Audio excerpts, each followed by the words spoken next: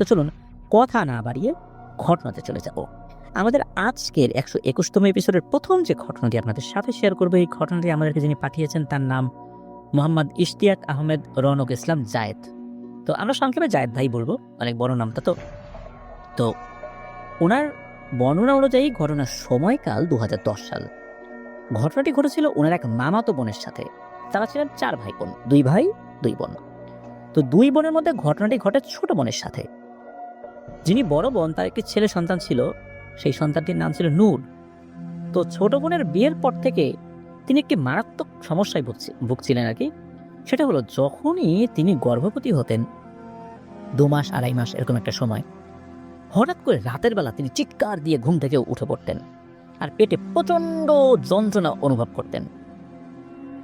ডাক্তারের কাছে নিয়ে যাওয়ার পর ডাক্তার বলতেন যে আপনি বলছেন আপনি প্রেগনেন্ট, কিন্তু আপনার তো প্রেগনেন্সির কোনো লক্ষণই নাই। তারপরে আল্ট্রাসাউন্ড দিতেন। আল্ট্রাসোনোগ্রাম করার পর অদ্ভুত এক দৃশ্য দেখা যেত, সেটা হচ্ছে ওনার পেটে কোনো সন্তানই নাই। অথচ আগের আল্ট্রাসোনোগ্রামে কিন্তু দেখা গিয়েছে যে তার পেটে সন্তান রয়েছে। আগের দিনও উনি কিন্তু গর্ভবতী অবস্থায় যে ধরনের লক্ষণ ওনারা টের পান সেটা উনি বোধ করেছেন। রাতের বেলা হঠাৎ করে কি এমন হলো যার ফলশ্রুতিতে এই ঘটনা ঘটল। অথচ তার কিন্তু গর্ভপাত হয়নি। তাহলে সন্তান কোথায় গেল? এই ঘটনার পর চলে যায় আরো বেশ কিছুদিন। তারপরে আবার উনি যখন গর্ভবতী হয়েছেন, ঠিক সেম ঘটনা আবার ঘটেছে। এইভাবে তিনবার একই ঘটনা ঘটেছে। ডাক্তাররা তো এর কোনো কিছুই আগামাথা খুঁজে পাচ্ছেন না, এটা কি হলো, পেট থেকে কোথায় গেল। এমনটা না যে ফলস প্রেগনেন্সি, এটা অরিজিনাল প্রেগনেন্সি, যেটার ডকুমেন্টস কিন্তু প্রত্যেকটা বার রাখা হয়েছে। এরপর কবিরাজও দেখানো হয়, কোনো সমাধান হয় না। এরপর এই জায়েদ ভাইয়ের দুলা ভাই, উনি তো এই আপুকে নিয়ে একজন কবিরাজের কাছে গিয়েছেন। তো সেই কবিরাজ সব কথা শোনার পর 2 দিন পর দেখা করতে বলেন। তো 2 দিন পর তার কাছে যখন গিয়েছেন তখন তিনি আপুকে 1 বোতল পানি পরা দেন, আর বেশি কিছু বলেন না, ওই পানিটাই নিয়মিত পান করতে বলেন। এদিকে এই আপুর 2 ভাইয়ের এক ভাই যার নাম ছিল হৃদয়, তার পরিচিত একজন ভালো হুজুর আছেন। তো কবিরাজের পানি খাওয়ার পাশাপাশি তার সাথেও একবার দেখা করলে ভালো হবে হয়তো, এরকম চিন্তা করেছেন। তো সবাই এটা রাজিও হয়। তো যেদিন এই হৃদয় ভাই হুজুরকে আনতে যাবেন, তার আগের দিন রাত প্রায় 12টার দিকে তিনি একা একা গ্রামের রাস্তা দিয়ে বাসায় ফিরছিলেন হেঁটে হেঁটে। হঠাৎ করে অন্ধকারে কে যেন এই হৃদয় ভাইকে খুব জোরে কষে মেরেছে একটা চর গালের উপরে। এই হৃদয় ভাই কিন্তু স্বাস্থ্য অনেক ভালো, খুব ভারী স্বাস্থ্য আর কি, মোটা সোটা বলতে যেটা আমরা বলছি আর কি। কিন্তু এই এক চর খেয়ে উনি ভারী স্বাস্থ্যের অধিকারী হওয়ার পরেও ঠাস করে মাটিতে পড়ে যান এবং কয়েকবার গড়াগড়িও খান। উনি যখন স্বাভাবিক হয়েছেন বলতে, যখন গড়াগড়ি খাচ্ছিলেন, উনি যখন চিত হয়েছেন কেবল, মানে ওঠার জন্য উঠবেন, এমন সময় মনে হলো একটা ছায়া ধপাস করে এসে তার বুকের উপর এসে পড়লো এবং পা দিয়ে প্রচন্ড জোরে চেপে ধরেছে। উনি তো কোনোভাবেই ওখান থেকে নড়তে পারছিলেন না। এদিকে এই জিনিসটা যে আসলে কি এটা উনি বুঝতে পারছিলেন, একটা ছায়ের মতো মনে হচ্ছিল। অনেক কষ্টে সেখান থেকে ছাড়িয়ে কোনো মতে উঠে বাড়ির দিকে দিয়েছেন দৌড়। তো দৌড়ে বাসা আসার সময় উনি আর কোনো প্রবলেমে না পড়লেও বাসায় আসার পর উনি অসুস্থ হয়ে পড়েন। কিন্তু কি ঘটেছে এটা কিন্তু বলতে ভোলেন নাই পরিবারের সদস্যদেরকে। উনি বুঝতে পারেন যে এই যে হুজুরকে নিয়ে আসবেন এটা নিশ্চয়ই কোনো অশরীরই আনতে দিতে চায় না, কিন্তু তার বোনকে তো সুস্থ করতে হবে। এই জন্য উনি যেহেতু ওনার এই শারীরিক সমস্যার কারণে যেতে পারবেন না, তখন তার ছোট ভাই শুভ আর তাদের ভাগিনা নূর, ওই যে প্রথমে নূরের কথা বলেছি, এই শুভ এবং নূরকে হুজুরের ঠিকানা দিয়ে বলেন দ্রুত কাল সকালবেলা এই হুজুরের সাথে দেখা করবি এবং তাদেরকে নিয়ে আসবি, একসাথে তাকে সাথে নিয়ে আসবি। কিন্তু ওই দিন রাত্রেই এই শুভ এবং নূরের সাথে ঘটে যায় আরেকটি ভয়ানক ঘটনা। রাত্রে শুভ এবং নূর একসাথে ঘুমিয়েছিল।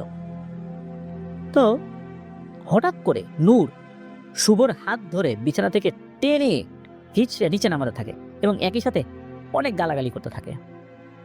তো শুভর চিৎকারে বাসার লোকজন একত্র হয় এবং নূরকে যখন হাত দিয়ে ধরে তখন এই নূরের চেতনা ফেরত আসে।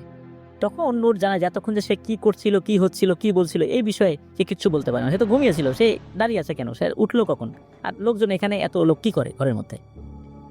তো বুঝতে পারে যে কোনো একটা অস্বাভাবিক ব্যাপার হচ্ছে, কারণ হৃদয় ভাইয়ের সাথে কিন্তু ঘটনা ঘটলো।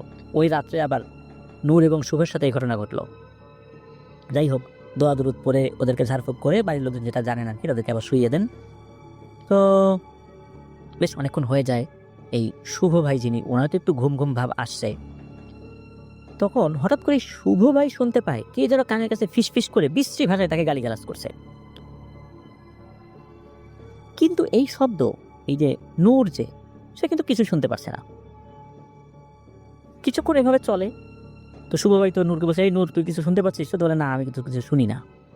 তো বেশ খানিকক্ষণ এভাবে চলার পর এমনি এমনি এটা বন্ধ হয়ে যায়। কিন্তু সকালবেলা আশ্চর্যজনকভাবে শুভ ভাই এবং নূর এই দুজনেরই মারাত্মক জ্বর আসে, মানে পরের দিন সকাল থেকে। ঘটনা কিন্তু 2010 সালের ঘটনা আর কি। তো এইভাবে বাড়ির 3টা ছেলের কিন্তু জ্বর, প্রায় 1 সপ্তাহ কেটে যায়। ওদিকে হৃদয় ভাইয়েরও কিন্তু জ্বর, ওই রাত্রে আবার জ্বর এসেছিল, কারণ তার সাথে তো ঘটনা প্রথম ঘটেছিল। এই হৃদয় ভাই, শুভ ভাই, নূর, এই 1 সপ্তাহের ব্যবধানে জ্বর অনেকটাই কমে এসেছে, কিন্তু পুরোপুরি ঠিক হয়নি অবশ্য। এরই মধ্যে একদিন রাতের বেলা হঠাৎ আগের মতো চিৎকার করে ওঠে এই আপু। ওই যে মাঝে মাঝে চিৎকার করে উঠতো, এরপরে দেখা যেত তার পেটে থাকা বাচ্চাটা ভ্যানিশ হয়ে গেছে। তো উনি তো আগের মতো চিৎকার করে উঠেছেন, এবং সত্যি একই ঘটনা ঘটে, ওনার সন্তান আর নাই। তখন আসলে খুবই মারাত্মক এক অবস্থা পরিবারে, কারণ একের পর এক সন্তান এভাবে ভ্যানিশ হয়ে যাচ্ছে। তবে এবারের ব্যাপারটা সম্পূর্ণ অন্যান্য বারের থেকে আলাদা। এবার এই আপু যখন চিৎকার দিয়েছিলেন, ওনার চিৎকারে ওনার পাশে থাকা ওনার হাজবেন্ড মানে দুলাভাই, তার ঘুম ভেঙে যায়। বুঝতে পেরেছিলেন যে এই চিৎকারের আসলে মানেটা কি। অন্যান্য 3বার যে ঘটনা ঘটেছে, এবার হয়তো একই ঘটনা ঘটেছে, কিন্তু অন্যান্য 3বার যেটা নজরে আসে নাই, এইবার একটা ভয়ানক জিনিস নজরে আসে। দুলাভাই দেখতে পান যে শরীরবিহীন রক্ত মাখা একটা মাথা শূন্যে ভেসে ভেসে তার ঘরের দরজার সামনে দিয়ে মনে হলো ভ্যানিশ হয়ে গেল। হয়তো বা সে দরজা বন্ধ থাকা অবস্থাতেও বের হয়ে চলে গেছে। শুরুতে মারাত্মক ভয় পেলেও কিছুক্ষণ পর নিজেকে সামলে নেন, অন্যদেরকে ডেকে তোলেন, আপুকে হসপিটালে নিয়ে যান। ওই রাত্রে ঘটনা সেটাই ঘটে, যেটা আমরা বললাম। এই সন্তানটি আর নাই। দুশ্চিন্তা, দুঃখ, হতাশা সবকিছু এই মামাতো বোনের পরিবারকে প্রায় গ্রাস করে ফেলেছে। তখনই একদিন তার বাসায় আসেন স্থানীয় মসজিদের এক ইমাম। তিনি এই জায়েদ ভাই দুলাভাইকে তাবলিগ জামাতে যাওয়ার জন্য দাওয়াত দিতে বাসায় এসেছিলেন। তো দাওয়াত সংক্রান্ত কথাবার্তা বলে ইমাম সাহেব ওখান থেকে চলে যান। তো সেদিন এশার নামাজ পড়তে যখন এই জায়েদ ভাই দুলাভাই মসজিদে যান, নামাজ শেষে ইমাম সাহেব তাকে ডেকে বলেন যে, ভাই সাহেব, আজ যখন আমি আপনার বাসায় গেলাম তখন আমার মনে হলো আপনার বাসায় খুব খারাপ কিছু একটা উপস্থিতি আছে। আমি তো গিয়েছিলাম আপনাকে তাবলিগ জামাতে দাওয়াত দেওয়ার জন্য যে আপনি যাবেন, কিন্তু ওইখানে খুব অস্বস্তি বোধ হয় আমার। যখন কোথাও কোনো খারাপ কোনো কিছু থাকে তখন এই ধরনের অস্বস্তি বোধ হয়, তখন অনেকেই বুঝতে পারেন যে এখানে কিছু একটা আছে।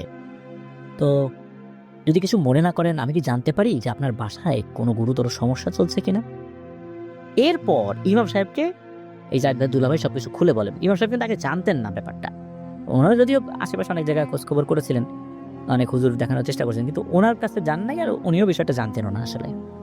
তো সব কথা শোনার পর ইমাম সাহেব বলেন যে, ভাই যদি অনুমতি দেন আমি কাল সন্ধ্যায় একবার আপনাদের বাসায় আসতে চাই। তো দুলাভাই এতে সম্মতি দেন, বেশ খুশি মনেই। পরদিন মাগরিবের নামাজ শেষে জায়েদ ভাই দুলাভাই এবং হুজুর একসাথে বাসা আসেন। দুলাভাই নামাজ পড়েছিলেন ওই মসজিদেই, নামাজের পরে একসাথে আসে নাকি। তো সবাই ভেবেছিলেন হয়তোবা এই ইমাম সাহেব জায়েদ ভাইয়ের আপুর সাথে দেখা করতে চাইবেন, কিন্তু না, উনি তেমন কিছু বলেন না। উনি ঘরে প্রবেশের পর উনি বসেন একটা জায়গায়, এবং এরপরে উনি বলতে শুরু করেন যে গতকাল ওনার পালিত কিছু জিনের সাথে এই ওনাদের এই চলমান সমস্যা নিয়ে আলোচনা হয়েছিল। তো তার অনুগত জিনেরা তো যে তথ্যগুলো নিয়ে আসে, সেই তথ্যগুলো ছিল এরকম যে এই যে জায়েদ ভাইয়ের যে বোন, যে আপু, তার উপর একটি খুবই দুষ্টু জিনের নজর রয়েছে। এই জিনটি খুব হিংস্র প্রকৃতির, আর এই ধরনের জিনদের বৈশিষ্ট্যই হচ্ছে যে এরা গর্ভবতী নারীদের পেটে থাকা সন্তানকে পেটের ভেতরে থাকা অবস্থাতেই খেয়ে ফেলতো। মানে একটু একটু করে খেত না, একদিন আসতো খেয়ে ফেলতো। যখন খাওয়া হতো তখন ওই মা প্রচণ্ড যন্ত্রণা অনুভব করত, এরপরে একদম সবকিছু স্বাভাবিক। তো এই কারণে যখন খেত তখন হচ্ছে এই আপু প্রচণ্ড যন্ত্রণা পেত এবং চিৎকার করে উঠতো। এরপরে কিন্তু আর সন্তান নাই। তো হুজুরের এই কথা শোনার পর পরিবার সবাই তো খুব অবাক হয় এবং ভয়ও পায়। এরপর তিনি যে তথ্যটা দেন সেটা ছিল আরও মারাত্মক। তো ইমাম সাহেব বলেন যে সমস্যার সমাধানে আপনারা যে কবিরাজের কাছে গিয়েছিলেন, তো এই কবিরাজ খুবই দুষ্টু প্রকৃতির এক কবিরাজ। সে এই জিনটাকে তাড়ানোর পরিবর্তে ওই জিনের সাথে একটি চুক্তি করে যে আমি তোমাকে তাড়াবো না, কিন্তু আমার সাথে একটা চুক্তিতে আবদ্ধ হও। কিসের চুক্তি? তুমি জিনটিকে না তাড়ানোর বিনিময়ে ওই কবিরাজ কোনো একটি ক্ষমতা চান এবং জিনটাও রাজি হয়। জিনটাও আসলে মোটামুটি মিউচুয়ালি হয়েছে, যে জোর করে করেছে বিষয়টা এরকম না। জিনও বলে যে ঠিক আছে, আমাকে তুমি তাড়ানোর চেষ্টা করবে না, বিনিময়ে তোমাকে আমি একটা ক্ষমতা দান করবো, এই বলে সে প্রতিশ্রুতি দেয়। এইভাবে তাদের মধ্যে একটা গোপন আঁতাত বা চুক্তি হয়। তো কবিরাজ তাতে রাজি হয়ে সামান্য একটু পড়া পানি দিয়ে বোঝানোর চেষ্টা করেছে যে আপনাদেরকে একটু সাহায্য করলাম আর কি, এবং যাতে করে আপনারা অন্য কারো কাছে না যান। তো এইটা হওয়ার পর কিছুদিন উনি ভালো ছিলেন, কোনো সমস্যা নাই, যার ফলে মনে করছেন কবিরাজের কাছে গিয়ে সমস্যার সমাধান হয়ে গেছে। আর এই যে হৃদয়, শুভ, নূর ওদের সাথে যেসব ঘটনা ঘটেছে তার পিছনে ওই জিনের হাত রয়েছে। তো অন্য হুজুরকে আনার চেষ্টা করে, ক্ষিপ্ত হয়ে সে এমনটা করেছিল যাতে করে অন্য কেউ পথে বাধা হয়ে দাঁড়াতে না পারে। সেহেতু কবিরাজকে তার পথ থেকে সরিয়েছে, তাকে একটা গোপন ক্ষমতা দিয়ে। এখন কি ক্ষমতা এটা জানা যায়নি। তো ইমাম সাহেব সবকিছু ব্যাখ্যা করার পর এই জায়েদ ভাই দুলাভাইয়ের কাছে জানতে চান যে এখন এই সমস্যা থেকে উদ্ধার হওয়া যাবে, তবে কি করতে হবে। মানে উনি তো ব্যাখ্যা করেছেন, দুলাভাই তো জানতে চাচ্ছেন কি করা যায়। ইমাম সাহেবও আলোচনা করছেন। তখন ইমাম সাহেব বলেন যে আল্লাহ যদি সহায় হন, ইনশাল্লাহ আজকে রাত্রেই এই জিনটাকে ধ্বংস করে ফেলবো ইনশাল্লাহ। এই বলে তিনি একটি রুমে প্রবেশ করেন এবং সেখানে বসে একা একা রুকিয়া সংক্রান্ত আয়াতগুলো পড়তে শুরু করেন। উনি কিন্তু অন্য রুমে আছেন। কিছুক্ষণ পরে আপুর শরীরে খুবই যন্ত্রণা ওঠে, তিনি যন্ত্রণা ছটফট করতে থাকেন। সবাই তখন তাকে ধরে শান্ত করতে চাইলে তিনি ক্ষিপ্ত হয়ে গাড়ি গারাজ করতে করতে দৌড়ে রান্নাঘরে চলে গিয়েছেন। মানে ঘর থেকে বের হয়ে সেখান থেকে বড় একটা বটি হাতে নিয়ে ওই হুজুরের দিকে দৌড় দিয়েছেন, যে হুজুরকে এক কোপে দ্বিখণ্ডিত করে ফেলবেন। ওই বটিটা খুব ধারালো এবং বড় ছিল বটে। মানে সবাই মিলে তাকে থামাতে ব্যর্থ হচ্ছে, কারণ যেই আঘাতে যাচ্ছে তাকে আঘাত করার জন্য উনি উদ্যত হচ্ছে। সামনে গেলেই নিশ্চিত জখম হতে হবে, মৃত্যুও হতে পারে। এদিকে আপু কিন্তু ইমাম সাহেবের কাছে যাওয়ার চেষ্টা করছেন, কিন্তু বাড়ির লোকজন যেভাবেই হোক তাকে বাধা দেওয়ার চেষ্টা করছেন নিজেদের নিরাপত্তা বজায় রেখে। এর মধ্যে কি হয় যে আপু কিন্তু লোকদেরকে সরিয়ে ইমাম সাহেবের কাছে ঠিক চলে গিয়েছেন। হঠাৎ করে মনে হলো আপুর সামনে আগাতে পারছে না, অদৃশ্য কোনো একটা জিনিস তার সামনে বাধা হয়ে দাঁড়িয়েছে। মনে হচ্ছিল সামনে একটা কাচের দেয়াল রয়েছে, কোনোভাবেই তিনি এই হুজুরের কাছে আগাতে পারছেন না। তো এরপরে উনি হঠাৎ করে অজ্ঞান হয়ে পড়ে যান। তার কিছুক্ষণ পর হুজুর এমনি এমনি উনি যেখানে বসেছেন এমনি এমনি ওখান থেকে উঠে চলে আসেন এবং সকলকে অভয় দিয়ে বলেন, আলহামদুলিল্লাহ, আর কোনো ভয় নেই, আল্লাহর রহমতে এই শয়তানটাকে বন্দী করতে সক্ষম হয়েছি। এর কিছুক্ষণ পরে আপুর জ্ঞান ফেরত আসে, তিনি সুস্থ অনুভব করেন। এরপর ওই মামাতো বোনের সাথে আল্লাহর রহমতে কোনো সমস্যা হয়নি। তার এখন একটি ছেলে আছে, একটি মেয়ে সন্তান আছে, তারা খুব ভালো আছে আলহামদুলিল্লাহ। প্রিয় লিসেনার্স, দেখুন কি ভয়ানক একটি ব্যাপার, যে বাচ্চা পেটে রয়েছে সেই বাচ্চাকে খেয়ে ফেলে এই দুর্ধর্ষ জিনটা। অনেক সময় মেডিকেল সায়েন্সের ভাষায় এটাকে ফলস প্রেগনেন্সিও বলে, কিন্তু কখন বলে? যখন দেখে যে পরবর্তীতে এই উনি যে গর্ভবতী ছিলেন তার কোনো চিহ্নই পাওয়া যাচ্ছে না, কিন্তু ওই ডাক্তারের কাছে যদি পূর্বের আলট্রাসোনোগ্রামের রিপোর্ট থাকে তাহলে কি উনি ফলস প্রেগনেন্সি বলতে পারবেন? নিশ্চয়ই পারবেন না। তো এই ধরনের অসংখ্য ঘটনা কিন্তু ঘটে চলছে। আর আমরা অনেক সময় এলোমেলোভাবে বিভিন্ন হুজুরের কাছে যাই, কবিরাজের কাছে যাই, বিশেষ করে কবিরাজের কাছে। এরা কিন্তু আমাদের সমস্যার সমাধানের পরিবর্তে উল্টো সমস্যারও বাড়িয়ে দিতে পারে। এই জন্য খুব সতর্কতার সাথে এই কাজগুলো আমরা ইনশাল্লাহ করব, আল্লাহর উপর ভরসা রাখবো। ইনশাল্লাহ আল্লাহ চাহেন তো আমাদের মুক্তি অবশ্যই হবে। প্রিয় লিসেনার্স, চলুন আমরা চলে যাব আমাদের এবারের এপিসোডের পরবর্তী আরও একটি নতুন ঘটনায়। হাই প্রিয় লিসেনার, কেমন আছেন? আশা করি ভালো আছেন। আজকের যে এপিসোডটি সেটি খুব ইন্টারেস্টিং, বিকজ বাছাইকৃত ঘটনাগুলো আমি এখানে শেয়ার করেছি। সবচেয়ে ভয়ানক ঘটনাগুলো হচ্ছে এগুলো, যেন আপনাদের শুনতে ভালো লাগে। তো আমরা বেশি কথা বলবো না, সেটা হচ্ছে আপনি চ্যানেলটি সাবস্ক্রাইব করে আপনার মতামত জানিয়ে দিতে কিন্তু ভুলবেন না, আর মাস্ট একটা লাইক করে দিবেন। তো চলুন আমরা মূল ঘটনায় ফিরে যাই। ধন্যবাদ। এখন যে ঘটনাটি আপনাদের সাথে শেয়ার করব, এই ঘটনাটি আমাদেরকে যিনি পাঠিয়েছেন তার নাম সুমাইয়া জাহান সুমি। ওনার বাড়ি বরিশাল জেলার বাকেরগঞ্জ উপজেলার কৃষ্ণকাঠি গ্রামে। ওনার শ্বশুরবাড়ি অবশ্য শরীয়তপুর জেলার জাজিরা উপজেলার 26পাড়া গ্রামে। তবে উনি নিজের বাবার বাড়িতেও এখন নেই, শ্বশুরবাড়িতেও নেই, কারণ ওনারা সপরিবারে এখন ঢাকাতে রয়েছেন। অনেক আগে থেকে ঢাকাতেই থাকেন, মূলত পুরান ঢাকাতে থাকেন। আর ঘটনাটা এই পুরান ঢাকাতেই ঘটেছে। এখন থেকে প্রায় 30 বছর আগের ঘটনা। তো এই ঘটনাটির সত্যতা বিষয়ে ওনার পরিবারের সবাই জানেন। খুবই মর্মান্তিক একটি ঘটনা। চলুন শুনে আসি সেই ঘটনাটি। তো ঘটনাটি মূলত ওনার মাই ওনাকে বলেছেন। আর তখন উনি বা ওনার বড় আরো 3 জনের জন্ম হয়নি। সালটা ঠিক ওনার মনে নেই, তবে ওনার মায়ের অনুমান অনুযায়ী 1989 কি 90 সালের দিকে হতে পারে, বা এরকমই হবে আর কি। তখন ওনার বড় বোন, শুধু ওনাদের পরিবারে একজন সদস্য জন্মগ্রহণ করেছিল। তখন তার বয়স 4 কি 5 বছর। আর ওনারা তো তখন হন নাই, এখন যারা আছেন আর কি। তো ওনার মা পরবর্তীতে আবারও যখন সন্তান সম্ভবা হন, তখন ওনার নানা নানিও ঢাকাতেই থাকতেন আর কি, পাশাপাশি জায়গায়। তো ওই সময় নাকি ঢাকাতে এত বিল্ডিং বা এত উন্নত তেমন কিছু খুব একটা দেখা যেত না। এখন যেরকম আকাশচুম্বী অট্টালিকাগুলো হচ্ছে, বিভিন্ন ফ্ল্যাট বাড়িগুলো হচ্ছে, তখন কম ছিল। শুধু জায়গায় জায়গায় বড় বড় ড্রেন দেখা যেত, আর বেশ দূরে দূরে ঘর বাড়িগুলো দেখা যেত। আর বাসা বাড়িগুলো বেশ দূরে দূরে ছিল, আর ছোট ছোট ঘর বাড়িগুলো সেখানে ছিল। তো ওনার মা তখন 9 মাসের গর্ভবতী। তখন কোনো একটা কারণে, মানে পারিবারিক ব্যাপারে, দুজনের মধ্যে ঝগড়া হয়, মানে তার মা এবং বাবার মধ্যে। তো ঝগড়াঝাটি লাগার এক পর্যায়ে অভিমান করে ওনার মা ওনার মায়ের কাছে, মানে এই যে সুমিয়াপুর নানির কাছে ওই রাত্রি চলে যান। যেহেতু পাশাপাশি এলাকা, যেটা তো বেশি সময় লাগে না, মানে পুরান ঢাকার ওই জায়গা আর কি, যেটার কথা বলছি আর কি। তো উনি তো হেঁটে চলে গিয়েছেন। তো ওনার আম্মু নিজেও জানতেন না যে কি বিশাল একটা বিপদ উনি ডেকে নিয়ে এসেছেন এই রাতের বেলা বাড়ি থেকে বের হয়ে।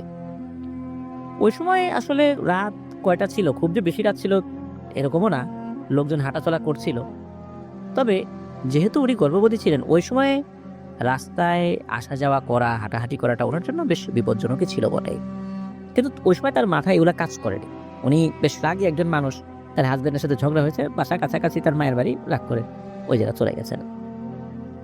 তো ঢাকায় হাজিরগাড়া নামক একটা জায়গা ছিল, এখন সেখানে একটা বড় তেলের পাম্প হয়েছে। ওই জায়গাটা নাকি বেশ ভয়ানক ছিল, ময়লা আবর্জনার স্তূপ থাকতো। মানুষ অনেকেই ওখানে যাওয়া আসার সময়, বিশেষ করে গভীর রাত্রে যাওয়া আসার সময় ভয় পেত। তখন তো আসলে এতটা সুন্দর ওই অবস্থায় ছিল না, এখন থেকে আরো অনেকদিন আগের কথা বলছি যেহেতু। তো উনি তো ওই হাজিরগাড়া নামক স্থান পার হয়ে, ওটা পাস করে যখন যাচ্ছিলেন, তখন নাকি একটা ঠান্ডা বাতাস এই সুমিয়াপুর আম্মুর গায়ে লেগেছিল। যদিও বা তখন আশেপাশে কোথাও বাতাস আসলে ছিল না, ওই বাতাসটা এতটাই ঠান্ডা ছিল যে ওই বাতাসটা তার শরীরে লাগার পর অনেক সময় একদম, আমরা যদি বাইরের গরম থেকে ঘেমে হঠাৎ করে 18 বা 16তে এসি চলছে এমন একটা অবস্থায় যদি কোনো একটা এসি রুমের মধ্যে ঢুকে যায়, হঠাৎ করে আমাদের শরীরে এরকম একটা ঠান্ডা ধাক্কা লাগে, অনেকটা ওই রকম ছিল। এত ঠান্ডা বাতাস কিন্তু ওই সময় ছিল না। উনি তো আসলে তেমন কিছু বুঝতে পারেন না। উনি তো এ সময় আপনার নানুর বাসায় গেছেন, তার নানু তো ওনাকে দেখে বেশ বকাঝকা করছেন, তুই এত রাতে আসলি কেন? তখন তো ওর আম্মু বলছেন যে আমার ঝগড়াঝাটি হয়েছে। ও আচ্ছা ঠিক আছে, আসছিস, এখন থাক, পরের দিন দিয়ে আসবো। এই অবস্থায় এত রাত্রে আসাটা ঠিক হয় নাই। বিশেষ করে হাজিরগাড়া ওই দিক দিয়ে যখন উনি এসেছিলেন, এটা চিন্তা করেই মূলত ওনার নানি, এই সুমিয়াপুর নানি, সুমিয়াপুর আম্মুকে বকাঝকা করেছিলেন। তো যাই হোক, পরের দিন সুমিয়াপুর নানি সুমিয়াপুর আম্মুকে বাসায় দিয়ে আসেন। ঠিক তার কয়েকদিন পরেই ওনার একটা ভাইয়ের জন্ম হয়, ফুটফুটে একটি সন্তান, খুব সুন্দর হয়েছিল। তবে ভয়ঙ্কর একটা ব্যাপার কিন্তু সবাই লক্ষ্য করছিল, সেটা হলো এই যে নবজাতক শিশু যখন জন্ম নেয় তখন কিন্তু কান্না করে, কিন্তু এই বাচ্চাটা কোনো কান্না করেনি। জন্মের পর নাকি সে এদিক ওদিক দেখছিল। আর নবজাতক শিশু জন্মের পর তাকে যদি ধরা হয়, তখন দেখা যায় তার শরীরে বিভিন্ন জায়গায় রক্ত চামড়ার নিচে দেখা যাচ্ছে, কারণ তাদের স্কিনটা তো খুব পাতলা থাকে, শরীরটা লাল থাকে বিভিন্ন জায়গায়, মানে রক্ত কিন্তু বোঝা যায়। কিন্তু অদ্ভুত ব্যাপার হলো তার শরীরটা খুবই ফ্যাকাশে ছিল, মনে হচ্ছে তার শরীরে কোনো রক্তই নেই, পুরো শরীর সাদা। আর সে কোনো কিছু খেত না, দুধ, পানি, মধু কোনো কিছুই খেত না। আবার খাবার জন্য সে কান্নাও করছিল না, মায়ের বুকের যে দুধ খাবে না সেটাও সে করছিল না। এটা দেখে তো সুমিয়াপুর আম্মু অনেক দুশ্চিন্তায় পড়ে যান। আর এরপরেই মূলত সুমিয়াপুর নারীকে সেই রাতের কথা খুলে বলেন যে এরকম একটা ঠান্ডা বাতাস তার শরীরে লেগেছিল। এই কথা শোনার সাথে সাথে সুমিয়াপুর নানি তো খুব চিন্তায় পড়ে যান এবং তাকে বলেন, তুই কেন ওই রাতেই বিষয়টা বলিস নাই? কোনো সমস্যা থাকলে তো আমরা সমাধানের জন্য চেষ্টা করতাম, কিন্তু এখন করবোটা কি? এই শিশু সন্তান, এর কি হবে, এর ভাগ্যে কি হবে আমরা তো কিছু বুঝতে পারতেছি না, আল্লাহ খালি ভালো জানেন। আর এই কথা যদি তোর স্বামী জানতে পারে, তখন ব্যাপারটা আসলে খুব অন্যরকম হবে। তখন আসলে ওনার বাবা তো বিষয়টা ওইভাবে জানতেন না, কারণ উনিও কিন্তু টুকটাক ঝাড়ফুঁক জানতেন, কবিরাজি করতেন। তাহলে ওনাকে বললে কি উনি বিষয়টা সমাধানের চেষ্টা করতেন না? আসলে সুমিয়াপুর আম্মু তো বিষয়টা আসলে ওইভাবে গুরুত্ব দেন নাই। তো যাই হোক, এখন ব্যাপারটা তো যেহেতু এরকম হচ্ছে, তখন সুমিয়াপুর আব্বু সুমিয়াপুর আম্মুর কাছে জানতে চান যে কি ব্যাপার, এরকম কেন হলো। তখন উনিও আসলে ওইভাবে কিছু বলতে পারেন নাই ওই সময়, বা বলেন নাই। এদিকে সুমিয়াপুর আব্বু তার যে বড় ওস্তাদ রয়েছেন তার কাছে যান। উনি আবার ঢাকার বাইরে ছিলেন, মানে ওনার আব্বুর ওস্তাদ ঢাকার বাইরে ছিলেন। আর ওনার আব্বু এই বিষয়গুলোকে এতটা পাক্কা দেন নাই, উনি নিজে যতটুকু সাধারণ ঝাড়ফুঁক করতেন সেটাই উনি করেন। তো এর মধ্যে কিন্তু সুমিয়াপুর আব্বু একবার সুমিয়াপুর আম্মুকে জিজ্ঞেস করেছিল যে আচ্ছা, তুমি কি এমন কোনো জায়গা দিয়ে হাঁটাহাঁটি করেছিলা যে জায়গাটায় কোনো খারাপ কিছু থাকতে পারে বা অশরীরী থাকতে পারে? সুমিয়াপুর আম্মু কিন্তু এই বিষয়ে এড়িয়ে গিয়েছেন, কারণ বললে যদি আবার বকাঝকা করেন, এটা ওনার ভুল ছিল, বলা উচিত ছিল। তো যাই হোক, এদিকে ব্যাপারটা হয়েছে কি, সুমিয়াপুর আব্বু ছেলে হওয়ার খুশিতে এগুলো নিয়ে অতটা মাথা ঘামান না। আর তার প্রথমে তো মেয়ে ছিল, পরে একটা ছেলে সন্তান হয়েছে, উনি অনেক খুশি ছিলেন। আর এই খুশির মধ্যে আবার ওনাকে দুশ্চিন্তা দেবেন, এই বিষয়টা আসলে উনি চিন্তা করে মনে করেছিলেন আস্তে আস্তে সব ঠিক হয়ে যাবে। কিন্তু ছেলের এই অবস্থা দেখে উনি তো খুব চুপি চুপি কান্না করছেন। আর এই ভাইয়ের নাম, এই সুমিয়াপুর এই ভাইয়ের নাম রাখা হয়েছিল বেলাল। সে নাকি শুধু মাথা নেড়ে নেড়ে এদিক ওদিক দেখে আর হাসে, কোনো কান্না করে না। সে হাসে কিন্তু, আর তার ছেলে এরকম হাসে, নবজাতক শিশু। সুমিয়াপুর আব্বু খুবই খুশি। বারবার বুকের দেওয়া মানে দুধ খাওয়ার মানে চেষ্টা যে করানো হয়েছে, কিন্তু কোনো কাজ হয় না, সে কোনোভাবেই খাবে না। এদিকে বাইরের থেকে যেই খাবার, পাউডার দুধ, যেটা গুঁড়ো দুধ, সেটা পানি মিক্স করে যে খাওয়াবে না, সেটাও সে খায় না। এদিকে একদিন পার হয়ে গেছে। ওইদিকে যেদিন সুমিয়াপুর ভাই জন্মগ্রহণ করেছেন, ওই দিন ওনার আব্বু আবার ওই রাত্রে মসজিদে ঘুমিয়েছিলেন, কারণ তখন ওনাদের একটাই রুম ছিল। তো সুমিয়াপুর আম্মুর লেবার পেইন ওঠায় ওনার আব্বু মসজিদে ঘুমিয়েছিলেন, কারণ সুমিয়াপুর নানি ওখানে এসেছিলেন, আরও কয়েকজন এসেছেন। আরেকটা ব্যাপার কি, পরিবারের কোনো আপদ বিপদ বা খুশির কোনো কিছু হওয়ার আগেই সুমিয়াপুর আব্বু কিভাবে যেন একটা সংকেত পেয়ে যেতেন। আল্লাহ ভালো জানেন কিভাবে এটা পান, হয়তো বা তার সিক্স সেন্সটা কাজ করে। তো ওনার আব্বু এই ঘটনার আগে নাকি একটা স্বপ্নে দেখেন যে একটা গাছের নিচে নাকি এক জুড়ি ফল নিয়ে উনি বসে আছেন। হঠাৎ এক ভিখারি এসে ওনার আব্বুকে বলেন, এই দুলাল, তোর কাছে তো অনেক ফল আছে, আমাকে একটা দে না, আমি অনেক দিন কিছু খাই নাই। তো এই কথা বলার পর স্বপ্নের মধ্যেই নাকি সুমিয়াপুর আব্বু ওই লোকটাকে একটা আপেল দিয়ে দেন, আর ওই লোকটা সেটা নিয়ে চলেও যায়। ঠিক তখনই ওনার আব্বুর ঘুম ভাঙে, এবং ওনার আব্বু ওঠার সাথে সাথে, মানে ঘুম থেকে ওঠার সাথে সাথে উনি উঠে বসেছেন এবং আল্লাহকে স্মরণ করতে থাকেন, আল্লাহ এটা কি দেখলাম, আমি একটা জিনিস দিয়ে দিলাম। তখন যেহেতু সুমিয়াপুর আম্মুর ডেলিভারির সময় হয়ে গিয়েছিল, তখনই ওনার আব্বুর মনে একটা দুশ্চিন্তা বাসা বাঁধতে থাকে, কারণ এই ধরনের স্বপ্ন এই সময় দেখাটা এটা ভালো কিছু না। আর তখনই নাকি সুমিয়াপুর নানি সুমিয়াপুর বড় বোনকে মসজিদে পাঠায় ভাই হওয়ার সংবাদ দিতে। তখন তো সুমিয়াপুর আব্বু মসজিদে ছিলেন, বাসায় তো বলেই গিয়েছিলেন আমি মসজিদে আছি। তো ভাই হওয়ার সংবাদ পাওয়ার পর সুমিয়াপুর আব্বু সেই স্বপ্নের কথা ভুলেই গিয়েছেন খুশিতে। কিন্তু উনি যখন বাসায় এসেছেন, এই অবস্থা দেখছেন তার ছেলের, তখন সুমিয়াপুর আব্বু সুমিয়াপুর আম্মুকে সেই স্বপ্নের কথা খুলে বলেন, আর নিজেকেই দোষারোপ করতে থাকেন যে আমি বিষয়টা খেয়াল করি নাই, না জানি কি সমস্যা, আমি বিভিন্ন ঝাড়ফুঁক করি, হয়তো বা এই কারণেই এই ধরনের পরিস্থিতি হয়েছে। আসলে আসলে ব্যাপারটা কি উনি তো বুঝতে পারেন নাই। আর স্বপ্নে যে উনি যে এই বিষয়টা দেখেছেন, উনি স্বপ্নের মধ্যে যেটা করেছেন এটার জন্য আফসোস করতে থাকে যে কেন যে ওই ভিখারি মহিলাকে ওই ফলটা দিলাম। আসলে স্বপ্নের মধ্যে যেটা হয় এটা তো আসলে মানুষের নিয়ন্ত্রণে থাকে না, কিন্তু তারপরও উনি বিভিন্ন কাজের জন্য আফসোস করছে যে তার কাজের জন্য হয়তো বা তার ছেলের এই সমস্যা হয়েছে। তো এদিকে 2 দিন পার হয়ে যায়। সুমিয়াপুর ওই ভাই বেলাল, যিনি যে নামটা রাখা হয়েছিল, তখন সে কিছুই মুখে দেয় না। এদিকে সুমিয়াপুর আব্বু তো হাজার হাজার টাকা খরচ করছেন তার সুমিয়াপুর ভাইয়ের জন্য, যে কাপড় কিনছেন, এটা লাগে ওটা লাগে, অনেক কিছু করছেন আর কি। যেটা লাগে তার থেকে আরো বেশি বেশি করে খরচ করছিলেন। আর বিভিন্ন ধরনের খাবার ওই বয়সে নবজাতকের জন্য যে খাবারগুলো রয়েছে সেগুলো উনি কিনে আনছিলেন, কিন্তু কোনোভাবেই কোনো খাবারই তার মুখে দেয়া যায় নাই। তো আগের দিনে বাচ্চারা কম খেলে বা স্বাস্থ্য খারাপ থাকলে গ্রেপ ওয়াটার খাওয়ানো হতো, যা কাচের বোতলে পাওয়া যেত। তো ছোটবেলায় অনেকেই এটা খেয়েছেন হয়তোবা। তো সুমিয়াপুর আব্বু 3 দিনের অনুষ্ঠান করার আয়োজন করে, কাকে দাওয়াত দিবে লিস্ট করেন। এদিকে সুমিয়াপুর নানা ঝুড়ি ভরে বাজার করে আনেন নাতি হওয়ার খুশিতে। এইদিকে সুমিয়াপুর নানি আর সুমিয়াপুর আম্মু এইগুলো দেখেন আর কষ্ট পান, কারণ তাদের মনের মধ্যে খারাপ কিছুর ইঙ্গিত দিচ্ছিল। তো দ্বিতীয় দিন দুপুরবেলা সুমিয়াপুর মা সুমিয়াপুর যে ভাই বেলালকে নিয়ে উঠানে বসাচ্ছিলেন। তখনও নাকি ওনারা যে এখানে থাকতেন পুরান ঢাকা, ওইখানে বেশ খোলামেলা ছিল আর কি। হঠাৎ করে কোথা থেকে যেন এক ফকির আসেন ওনাদের বাড়িতে। তো ওই বাড়ির এতগুলো ঘর থাকতেও সে ওনাদের ওই ঘরের সামনে এসে দাঁড়ান আর ওনার আম্মুকে বলেন, এই আমারে খাইতে দে। তো ওনার আম্মু কথা শুনে সুমিয়াপুর ভাইকে রেখে মানে ঘরে গিয়ে তার জন্য বেশ কিছু ভাত তরকারি নিয়ে আসছেন আর কি।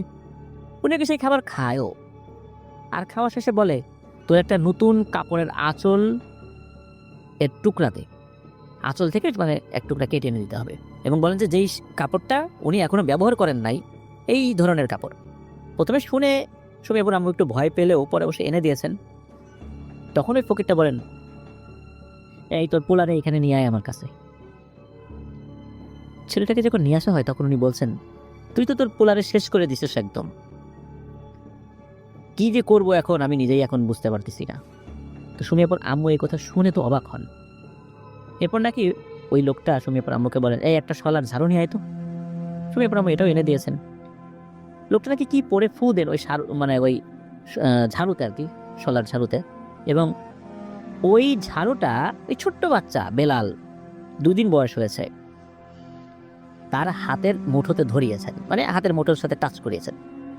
তখন নাকি এই যে বেলাল ছোট্ট বাচ্চা অনায়াসে ওই চিকন এই শলার ঝাড়ুর সাথে একদম উঁচু হয়ে ঝুলে থাকে। মনে হচ্ছে সে মনে হয় একটা পলিথিন, ঝাড়ুর যে গোড়া যেখানে হাত দিয়ে ধরে ওইখানে মনে হয় ঝুলিয়ে রাখা হয়েছে, মানে এরকম মনে হচ্ছিল। অথচ সুমিয়াপুর ওই ভাই বেশ সুস্বাস্থ্য নিয়ে জন্মগ্রহণ করেছিল। হঠাৎ করে এই দৃশ্য দেখে সুমিয়াপুর আম্মু তো ভয় পেয়ে যান।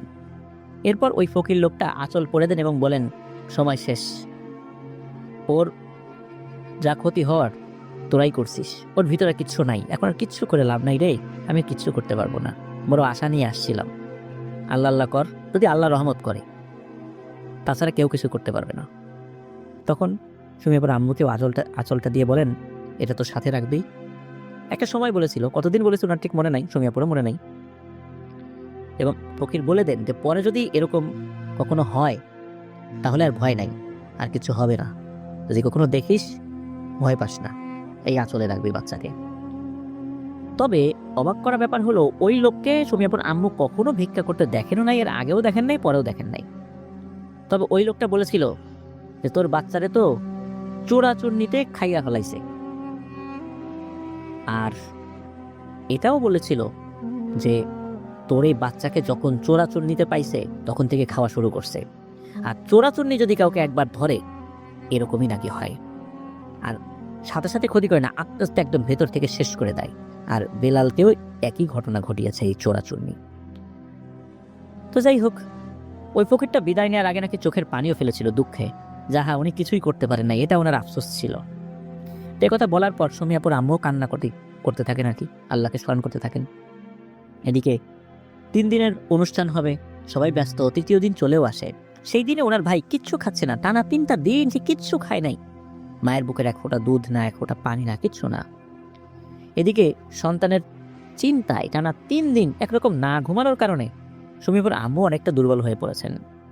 এদিকে রান্নাবান্না সব কিছু নানি করছেন, সুমিয়াপুর আম্মু শুধু তার সন্তানকে নিয়ে বসে আছেন, আর একটু পরপর নিঃশ্বাস চেক করেন যে সে বেঁচে আছে কিনা।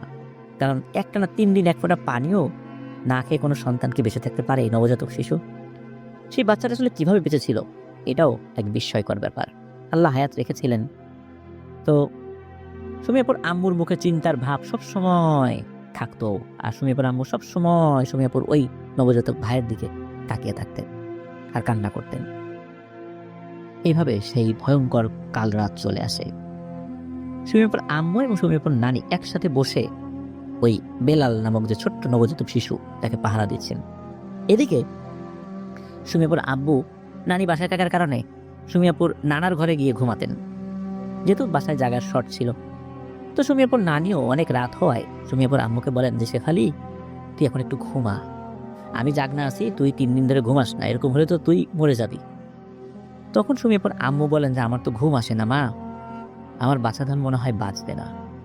এই বলে রেখে সুমিয়াপুর আম্মু অনেক কান্নাকাটি করতে থাকেন। তখন এই যে বেলাল নবজাতক শিশু, সে একটু নড়ে চড়ে বসে। মাত্র 2 মিনিটের জন্য নাকি সে চোখ বুঝেছিল। কিছুক্ষণ পর এক লাফে উঠে বসেন। মানে কে চোখ বুঝেছিল সেটাই বলছি, যে সুমিয়াপুর আম্মু। কারণ টানা 3 দিন উনি এরকম নির্ঘুম একরকম রাত কাটানোর পর আসলে চোখ তো বন্ধ হয়েই আসবে। চোখ একটু বন্ধ হয়ে উঠেছিল। এদিকে সুমিয়াপুর নারীর কিন্তু জেগে থাকার কথা, কিন্তু সুমিয়াপুর আম্মু যখন চোখটা খুলেছেন, উঠে দেখেন যে সুমিয়াপুর নানি ঘুমাচ্ছেন। তখন সুমিয়াপুর আম্মু সুমিয়াপুর নানিকে জোরে ধাক্কা দিয়ে বলেন যে মা ওঠো ওঠো ওঠো, তোমার তো ঘুমানোর কথা না, তোমার না জেগে থাকার কথা। এই দেখো আমার বাবুটা তো আর নাই, ও তো শ্বাস নিচ্ছে না। আর সুমিয়াপুর নানি চমকে উঠে দেখলেন সত্যি এই নবজাতক শিশু বেলাল, তার শ্বাস প্রশ্বাস চলছে না, আর তার মুখ থেকে নাক থেকে তাজা রক্ত বের হচ্ছে। অথচ এই কয়েকদিন তাকে একদম রক্ত শূন্য শিশুর মতোই লাগছিল। তার শরীরে এত রক্ত কোথা থেকে আসলো? আর এই যে সুমিয়াপুর ভাই, তার ছোঁয়ার জায়গাটা একটা কাঁথা দিয়ে পেঁচানো ছিল। তার জন্মের পর থেকেই তার শরীরটা নাকি খুব ঠান্ডা থাকতো, আর যে কাপড়গুলো তাকে পরানো হতো সেই কাপড়গুলো আগুনের একটা ভাপ দিয়ে, মানে ছেঁকা দিয়ে তাকে পরানো হতো, তারপরও তার শরীর গরম হতো না, তার শরীর ঠান্ডাই থাকতো। সেই কাঁথাটা নাকি পুরোটা রক্তে ভিজে গিয়েছিল। সেটা দেখে সুমিয়াপুর আম্মু জোরে চিৎকার করে কান্নাকাটি করতে থাকেন। সুমিয়াপুর সেই নবজাতক ভাই বেলালকে জড়িয়ে ধরে, আর এটাই বলতে থাকেন যে কেন আমি ঘুমাইলাম, আমি না ঘুমাইলে আমার বাবাটা বেঁচে থাকতো হয়তো। তো সুমিয়াপুর বাবাকে খবর দেওয়া হয়। সুমিয়াপুর বাবা কিন্তু শক্ত মনের মানুষ হওয়ার পরেও অনেক কান্নাকাটি করছিলেন। তার 1 মেয়ের পর এই প্রথম ছেলে সন্তান হয়, উনি খুব খুশি ছিলেন। সুমিয়াপুর সেই নবজাতক ভাই বেলালকে আজিমপুর কবরস্থানে দাফন করা হয়। সুমিয়াপুর মা আজও বলেন যে ওনার যে হারিয়ে যাওয়ার সন্তান, ওনারা টোটাল তো যে কয়জন ভাই বোন আছেন, টোটাল 5 জন এখন আছেন, কিন্তু উনি বলেন আমার 6 জন ছেলে মেয়ে। উনি কখনোই ওনার ওই সেই নবজাতক 3 দিনের সন্তানকে বাদ দিয়ে বলেন না। এখন 5 জন আছেন, কিন্তু এখনও উনি বলেন যে আমার সন্তান 6টি। মানে এতটা আসলে তার প্রতি তার ভালোবাসার জন্য, স্বাভাবিক মা হিসেবে তো সন্তানের প্রতি ভালোবাসা জন্মাবেই, কিন্তু অনেক সময় দেখা যায় যে শিশু বয়সে, একদম শিশু বয়সে যখন সন্তানাদি মারা যায়, তাকে আমরা ভুলে যাই, তার কথা আমরা কখনো বলিও না যে আমাদের এই কয়জন সন্তান ছিল বা আমার এই কয়জন ভাই বোন ছিল। কিন্তু সুমিয়াপুর আম্মু এখনও সেই বেলাল নামক ছোট্ট নবজাতক শিশুকে উনি এখনও মানুষকে পরিচয় করিয়ে দেন। মানুষ যখন জিজ্ঞেস করে অন্যজন কোথায়, তখন বলেন যে শিশু বয়সে মারা গেছে, 3 দিন বয়সে। প্রিয় লিসেনার্স, এই যে শিশু বয়সে মারা যাওয়া এই সন্তানরা, তারা কিন্তু হাসরের মাঠে পিতামাতার পক্ষে সুপারিশ করবে আল্লাহ তাআলার কাছে। এই জন্য শিশু সন্তান মারা গেলে ধৈর্য ধারণ করতে হবে, আর যত কষ্টই হোক ধৈর্য ধারণ করতে হবে। বিলাপ করে কান্নাকাটি করা যাবে না। আল্লাহ আমাদেরকে ধৈর্য ধারণ করার তৌফিক দান করুক। প্রিয় লিসেনার্স, আমি হয়তো বা বলছি, উপদেশমূলক কথা বলছি, কিন্তু এই উপদেশ মানা যে কতটা কঠিন শুধু সন্তানহারা মা বাবাই বুঝতে পারে না। এটা অন্য কেউ হয়তো বুঝবে না, শুধু পরামর্শই দিতে পারবেন, উপদেশ দিতে পারবেন, কিন্তু ওই সময় ধৈর্য ধারণ করা কতটা কঠিন এটা যাদের হারিয়েছে তারাই শুধু বুঝতে পারবেন। প্রিয় লিসেনার্স, এটি ছিল ঘটনা। আসলে চোরাচুন্নি, এই যে ভয়ঙ্কর এক পিশাচ টাইপের জিন নোংরা জায়গাগুলোতে থাকে, আর গর্ভবতী অবস্থায় কোনো মহিলা যদি এটার পাশ দিয়ে যায়, বা একদম নবজাতক শিশু নিয়েও যদি এই ধরনের কোনো নোংরা জায়গার পাশ দিয়ে যায়, তাহলে কিন্তু বিপদ হতে পারে। এই জন্য আমরা এই বিষয়গুলো খুব সতর্ক থাকার চেষ্টা করবো ইনশাল্লাহ। আল্লাহ আমাদেরকে হেফাজত করুন। প্রিয় লিসেনার্স, চলুন আমরা চলে যাব আমাদের এবারের এপিসোডের পরবর্তী আরও একটি নতুন ঘটনায়। এখন যে ঘটনাটি আপনাদের সাথে শেয়ার করতে যাচ্ছে, এই ঘটনাটি আমাদেরকে যিনি পাঠিয়েছেন ওনার নাম মোহাম্মদ ইসমাইল সরকার সিনথিয়ার। ওনার ডাকনাম সিনথিয়ার। ওনার বাড়ি গাইবান্ধা জেলার গোবিন্দগঞ্জ উপজেলার কামদিয়া ইউনিয়নের চালিতা গ্রামে। চলুন মূল ঘটনাতে চলে যাই। ঘটনাটা শুরু 1991 সালে, যখন ওনার আম্মুর বিয়ের অনুষ্ঠানের চূড়ান্ত কাজ চলছে। তো ওনার আম্মুর গায়ে হলুদের দিনে ওনার চাচা মারা গিয়েছেন। একদিকে আনন্দের জোয়ার বইছে বিয়ে বাড়িতে, আবার অন্যদিকে ওনার চাচা মারা গিয়েছেন। তো এই সিনথিয়ার ভাইয়ের আম্মুর গ্রামের নাম হচ্ছে দইহারা। এটাও এই গোবিন্দগঞ্জ থানাতে অবস্থিত। সাধারণত আমাদের বাংলাদেশের প্রেক্ষাপটে আমরা অনেক সময় মুরব্বীদের মুখে শুনি যে যখন কোনো মেয়ের বিয়ে উপলক্ষে গায়ে হলুদ দেওয়া হয়, এরপর খুব জরুরি প্রয়োজন ছাড়া, বিশেষ করে রাতের বেলা, ভর দুপুর বেলা, সে যেন বাইরে না বের হয়। গায়ে হলুদ দেওয়ার পর বাইরে বের হলে অনেক ধরনের সমস্যা হতে পারে বলে অনেকেই বলেন। তো গায়ে হলুদ মেখে, মানে গায়ে হলুদ তো তখন লাগানো ছিল, হঠাৎ করে খবর এসেছে, তো উনি আসলে অতটা হাত মুখ ধোয়ারও সময় সুযোগ পান নাই। এখন চাচাটাকে শেষ দেখা দেখতে হবে। তো উনি যখন পৌঁছেছেন তখন কিন্তু চাচাকে গোসল করিয়ে একদম কবরস্থানের দিকে নিয়ে গেছেন। তখন তো আসলে মোবাইল ফোন ছিল না, একজন খবর নিয়ে এসেছে, সাথে সাথেই রওনা দিতে হবে। এই কারণে উনিও রওনা দিয়েছেন। তো উনি কবরস্থানে চলেও যান। এরপর আবার ওই রাত্রেই পরিবারের অন্য সদস্যদের সাথে উনি বাড়িতে চলেও আসেন। তো বাড়িতে আসার পর যেহেতু বেশ জার্নি করেছেন, ওয়াশরুমে যাওয়ার দরকার, ফ্রেশ হওয়ার দরকার। তো গ্রামের বাড়িতে যেটা হয় সেটা হলো ওয়াশরুম মূলত ঘর থেকে বাইরেই থাকে, একটু দূরেও হয়, কোনো কোনোটা আবার কাছে হয়। তবে অ্যাটাচ ওয়াশরুমগুলো গ্রামে কিন্তু এখনও অনেকটা দেখা যায় না। ইদানিং যেগুলো বিল্ডিং করে ঘর বাড়ি হচ্ছে সেগুলোতে দেখা যায়, কিন্তু এখন আমরা গিয়ে দেখতে পাই এই বাস্তবতাটা। তো যাই হোক, উনি তো ওয়াশরুমে গিয়েছেন, কে দেরি হচ্ছে, আসছে না, অনেক সময় হয়ে যায়, ঘরে আসছে না, কি ব্যাপার, এতক্ষণ তো লাগার কথা না, আধা ঘন্টা 1 ঘন্টা হয়ে যাচ্ছে। তখন এই যে সিনথিয়ার ভাইয়ের যিনি নানা, মানে তার মায়ের বাবা, তো উনি তো এগিয়ে গেছেন দেখার জন্য যে কি ব্যাপার, ওয়াশরুম থেকে আসে না কেন, কোনো সমস্যা হলো কিনা। তো উনি যখন ওয়াশরুমের কাছে গিয়েছেন তখন ভয়ঙ্কর একটা দৃশ্য দেখতে পান। উনি দেখতে পান যে সিনথিয়ার ভাইয়ের আম্মু, উনি একটা কাঁঠাল গাছ বেয়ে উপর দিকে উঠে যাচ্ছে। অল্প একটু উঠেছে আর কি, আরেকটু উপরে উঠলে ওনার হাতের নাগালের বাইরে চলে যাবে। উনি তো দৌড়ে গিয়ে তার পা টেনে ধরেছেন এবং পা টেনে ধরে চিৎকার চেঁচামেচি শুরু করেছেন এবং আশেপাশে যারা আছে সবাইকে ডাকাডাকি করছেন। এদিকে সিনথিয়ার ভাইয়ের যিনি নানি, উনিও তো দ্রুত চলে এসেছেন, উনিও আর এক পা ধরেছেন, টেনে নামানোর চেষ্টা করছেন, কিন্তু নামাতে পারছেন না। এদিকে সিনথিয়ার ভাইয়ের আম্মু, উনি তো অসভ্য ভাষায় গালিগালাজ করছেন ওই অবস্থায়, মানে গাছে ওঠার চেষ্টা করছেন, ওদিকে তার 2 পা ধরে তার মা বাবা টানাটানি করছে নামিয়ে আনার জন্য, কিন্তু উনি ওই অবস্থাতে এইভাবে গালিগালাজ করছেন। তো যাই হোক, অনেক কষ্টে আরও লোকজন আসার পর তাকে ওইখান থেকে নামিয়ে আনা পসিবল হয়। তো ওই রাত্রের মতো ওইভাবেই পার হয়ে যায়। সকাল হলেই একজন হুজুরকে নিয়ে আসা হয়। তো হুজুর তো উনি ওনার মতো করে রিচুয়াল করে ওই জিনটাকে কথা বলানোর চেষ্টা করেন। তখন ওই জিনটা বলে যে ওই কবরস্থানের কাছে যখন সে যায়, যেহেতু তার গায়ে হলুদ মাখানো ছিল, আর এই অবস্থায় যদি কেউ বাইরে বের হয় তাহলে জিনেরা কোনো মানুষের প্রতি আকৃষ্ট হয়, এবং এই কারণেই এই জিনটা তার পিছু নিয়েছে। তো হুজুর তো স্বাভাবিকভাবে বলবেন এদেরকে ছেড়ে চলে যাও, তার বিয়ে। তখন ওই জিনটা উত্তর দেয় যে তারা নাকি 64,000 জিনেদের একটি দল, আর তাকে যদি বাধা দেওয়া হয় তাহলে এই 64,000 জিনের দল একযোগে এসে আক্রমণ করবে এখানে।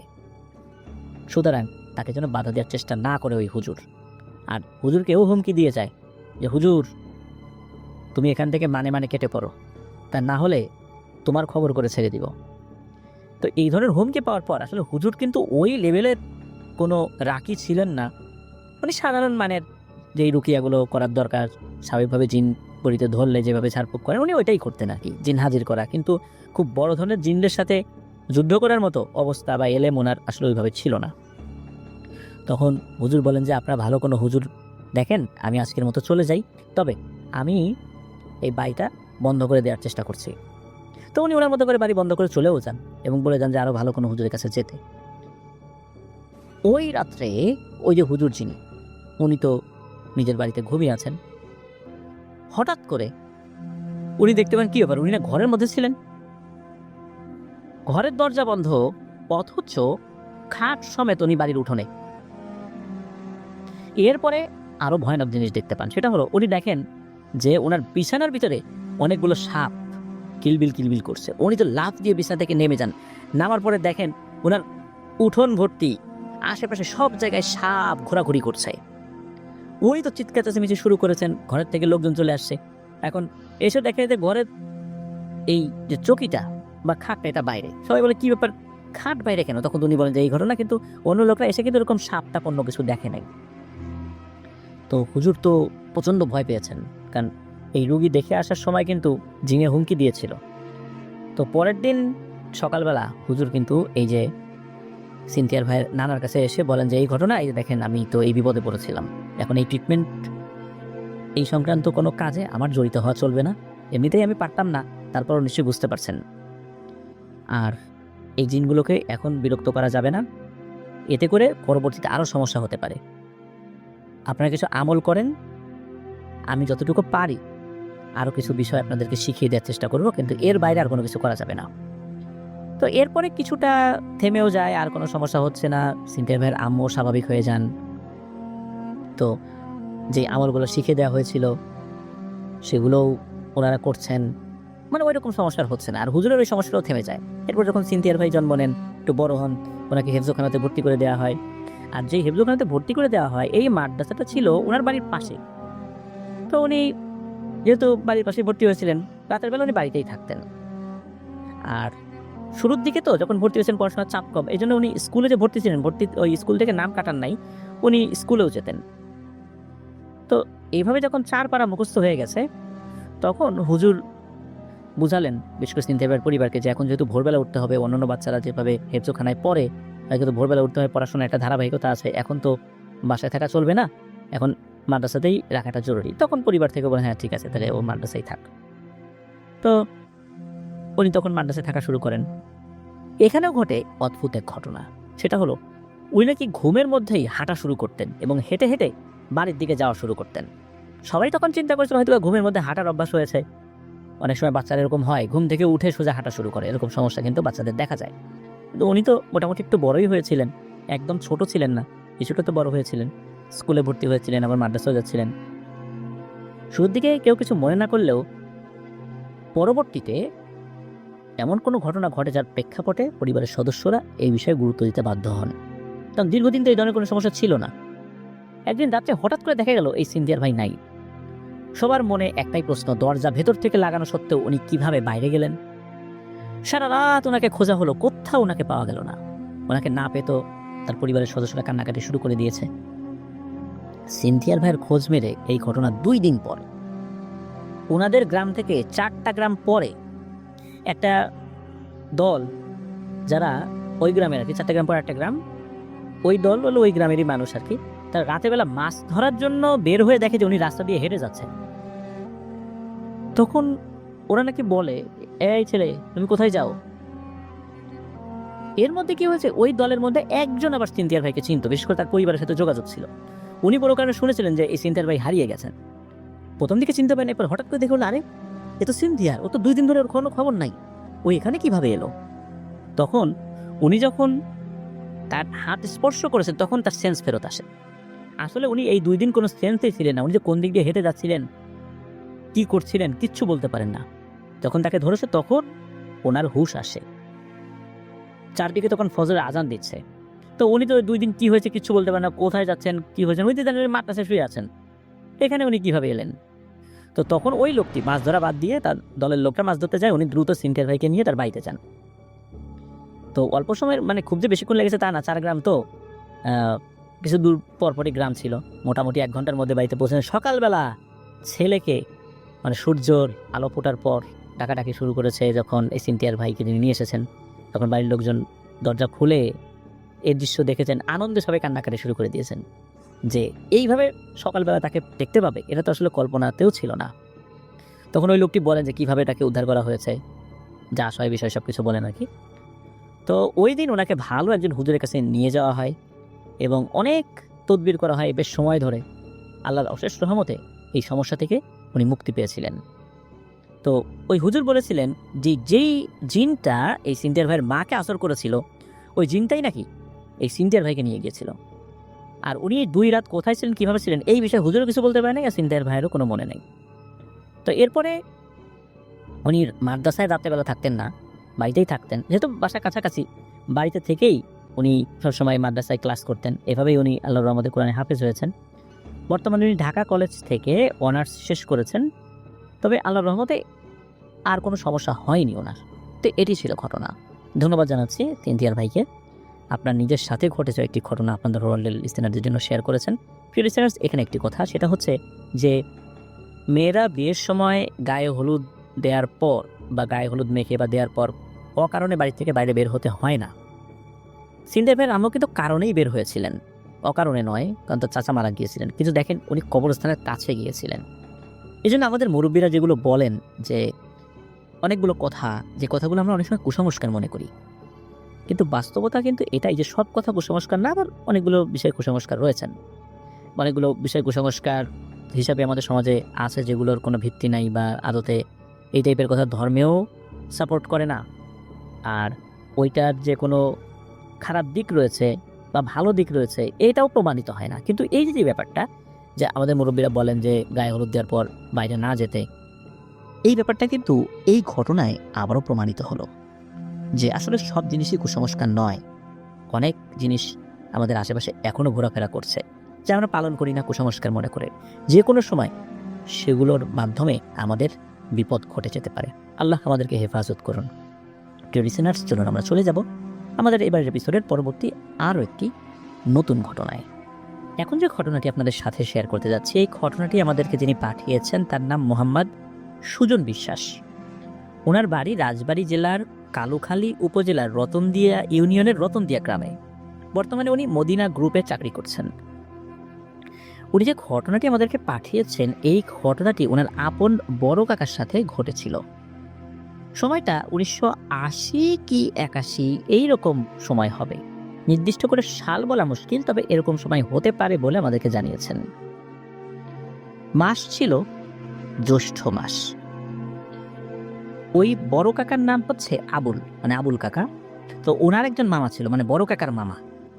বয়স প্রায় কাছাকাছি হবে, তবে বয়সে 1-2 বছরের বড়ই হবে বড় কাকার ওই মামা। তো ওনারা দুজন মাঝে মাঝে একসাথে মাছ ধরতেন, তারপর আম কুড়োতে যেতেন। ওনাদের বাড়ির কাছাকাছি একটা বাড়ি ছিল, ওটাকে সবাই গোসাইয়ের বাড়ি বলতো, মানে গোসাই বাড়ি বা গোসাইয়ের বাড়ি এরকম বলতো। তো ওই গোসাই বাড়িতে 2টা বাগান ছিল। ওই 2টো বাগান অনেক বড় ছিল, বেশ ঘন বাগান ছিল। অনেক ধরনের গাছ, আম গাছ, জাম গাছ, বিভিন্ন ধরনের ফল গাছ, তারপর তো কাঠের গাছ তো আছেই। এছাড়া ঝোপ জঙ্গলও ছিল, যেমন বেতের ঝোড় এগুলো ছিল, তারপর বাঁশঝাড় এটাও ছিল। মানে বেশ বড় এলাকা নিয়ে ওইটা ছিল। আর 1980-82 সালের প্রেক্ষাপটে ওই সময় কিন্তু এটা একটা রিমোট এরিয়া। আর এই যেই গ্রামটা, এই গ্রামের পাশে কিন্তু চন্দনা নদী বয়ে গেছে। আর ওই গ্রামের খুব কাছেই রয়েছে Bhatiapara rail line. Bhatiapara rail line তো অনেক আগের, 1980, 81, 82 ওই সময় তো রেল লাইন দিয়ে রেলগাড়ি চলতো, মাঝখানে বন্ধ হয়ে গিয়েছিল, এখন তো আবার চালু হয়েছে। তো এটি ছিল মোটামুটি ওই গ্রামের একটা ক্ষুদ্র বর্ণনা। এবার আসেন মূল ঘটনাতে চাই। এই যে গোসাই বাড়ির যে বাগান, এই বাগানে কিন্তু অনেকেই ভোরবেলা আম কুড়োতে যেত। একদিন এই আবুল কাকার মামা উনি বলেন, আবুল, আজকে আমরা ওই জায়গায় আম কুড়োতে যাব, তো তুই আমাকে ডাকতে আসার দরকার নাই, আমি তোকে ডাকতে যাব। তাই কথাই বলা ছিল আর কি।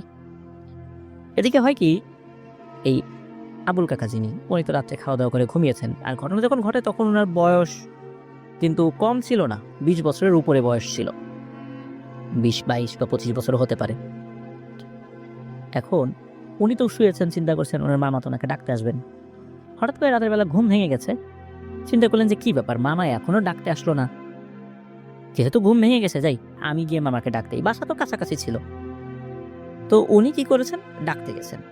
ওই উঠে আম কুড়ানোর যে প্রিপারেশন ওটা নিয়ে চিন্তা করছেন মামাকে ডাক দিয়ে ওই দিক দিয়ে এই গোসাই বাড়ির বাগানে যাব। তো ডাকতে যাওয়ার পর উনি যে এই যে ডাকেন, মামার ঘর থেকে কোনো সারা শব্দ আসে না। এদিকে ঘরের ভিতর থেকে আওয়াজ আসলো যে ও তো চলে গেছে।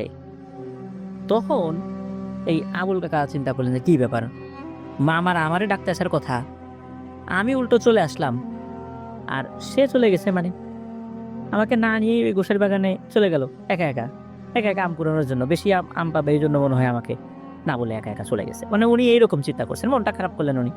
চিন্তা করলেন মামা যেহেতু গোসাইর বাগানে আসে, যাই ওদিকেই যাই। তো উনি তো ওই গোসাইর বাগানের দিকে রওনা দিয়েছেন। ওনার হাতে একটা কুপি ছিল, ওই সময় তো টর্চ লাইট ছিল ওনার কাছে, একটা ছোট্ট কুপি বা ল্যাম্পো বলি আমরা অনেকে, সেইরকম একটা জিনিস ছিল। ওইটা নিয়ে উনি আস্তে আস্তে যাচ্ছেন। খুব বেশি জোরে গেলে তো আবার কুপিটা নিভে যেতে পারে, হারিকেনটাও নিয়ে যায় না, কুপি নিয়ে গেছিলেন আর কি। তো উনি আস্তে আস্তে ওইদিকে যাচ্ছেন। তো গোসাইর বাগানের ভেতরে উনি চলেও আসেন। ওখানে চলে আসার পর একটা জায়গায় দূরে মানে ছোট্ট একটা আলো দেখতে পাচ্ছেন। উনি চিন্তা করেন নিশ্চয়ই আমার মামা ওইখানে আম কুড়োচ্ছেন। তো উনিও আস্তে আস্তে ওই দিকটাতে গিয়েছেন।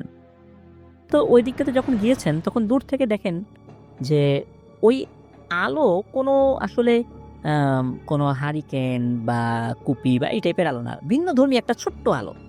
উনি দূর থেকে আলোটা যতটুকু দেখেছিলেন, কাছে আসার পরও মনে হচ্ছে ওই আলোটা ততটুকুই, কিন্তু ওই আলোর ওইখানে একটা অবয়ব দেখা যাচ্ছে।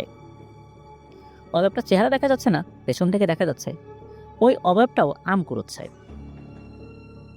এদিকে উনি পেছন থেকে বলছেন, ও মামা ও মামা, কিন্তু ওই যে মামা যিনি, উনি খালি উত্তর দেয় হুঁ হুঁ এইভাবে, কিন্তু কোনো কথা বলে না। এদিকে মামা তো আম কুড়োচ্ছে। আবুল কাকা দেখছেন যে মামা আম কুড়োচ্ছে, খুব দ্রুত আম কুড়োচ্ছে, মানে বেশ অনেক আম পাচ্ছে। এখন আবুল কাকা চারদিকে ওই তার কুপির আলোতে দেখেন যে না, আশেপাশে তেমন কোনো আম নাই, অনেক দূরে দূরে এক একটা আম পড়ে আছে। তো উনি ওই আমগুলো তুলছেন আর চিন্তা করছেন কি ব্যাপার, আমার মামা এত আম পায় কোত্থেকে, আমি তো এত আম পাচ্ছি না।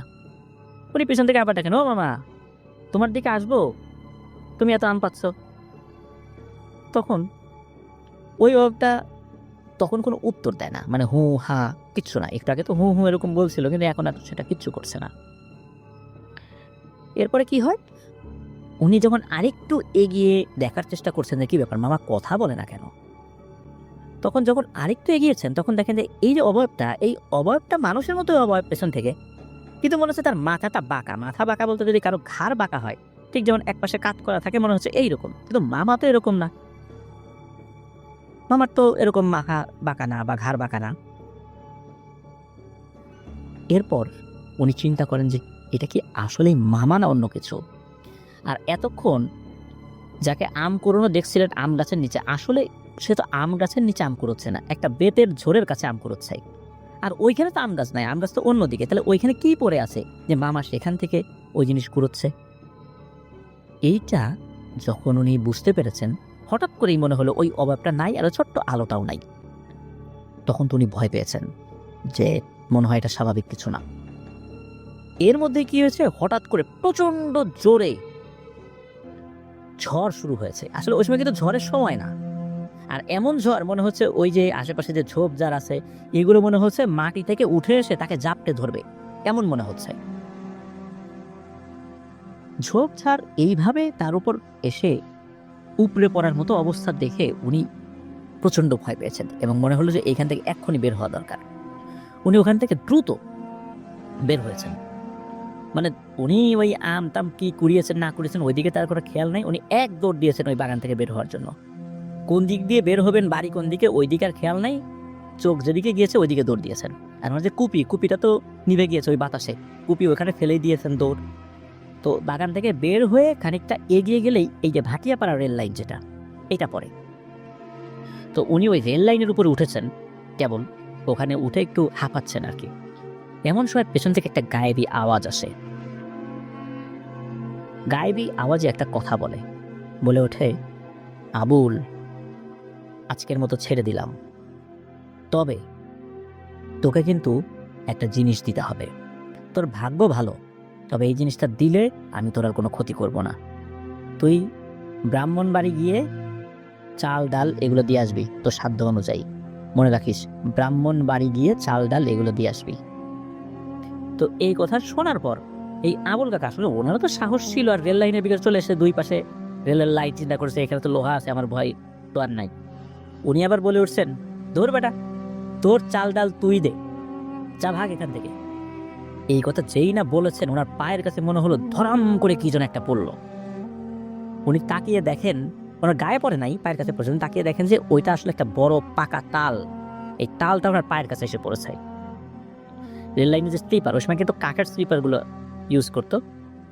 তো ওই 2 স্লিপার মাঝখানে যেখানে একটু পাথর টাথর থাকে, আর ভাটিয়াপাড়া লাইনে পাথর টাথর এমনিতেই খুব কম ছিল ওই সময়, খুব যৎসামান্য পাথর ছিল আর কি। তো এখানে এসে পরে কেন তালটাতে থেতলে গেছে, বিষয়টা এরকম না। তো উনি আবার ওই তালটা কুড়িয়েছেন আর কি, কুড়িয়ে উনি বাড়ির দিকে হাঁটা ধরেছেন। তো বাড়ি পর্যন্ত গিয়েছেন, কোনো সমস্যা হয় নাই।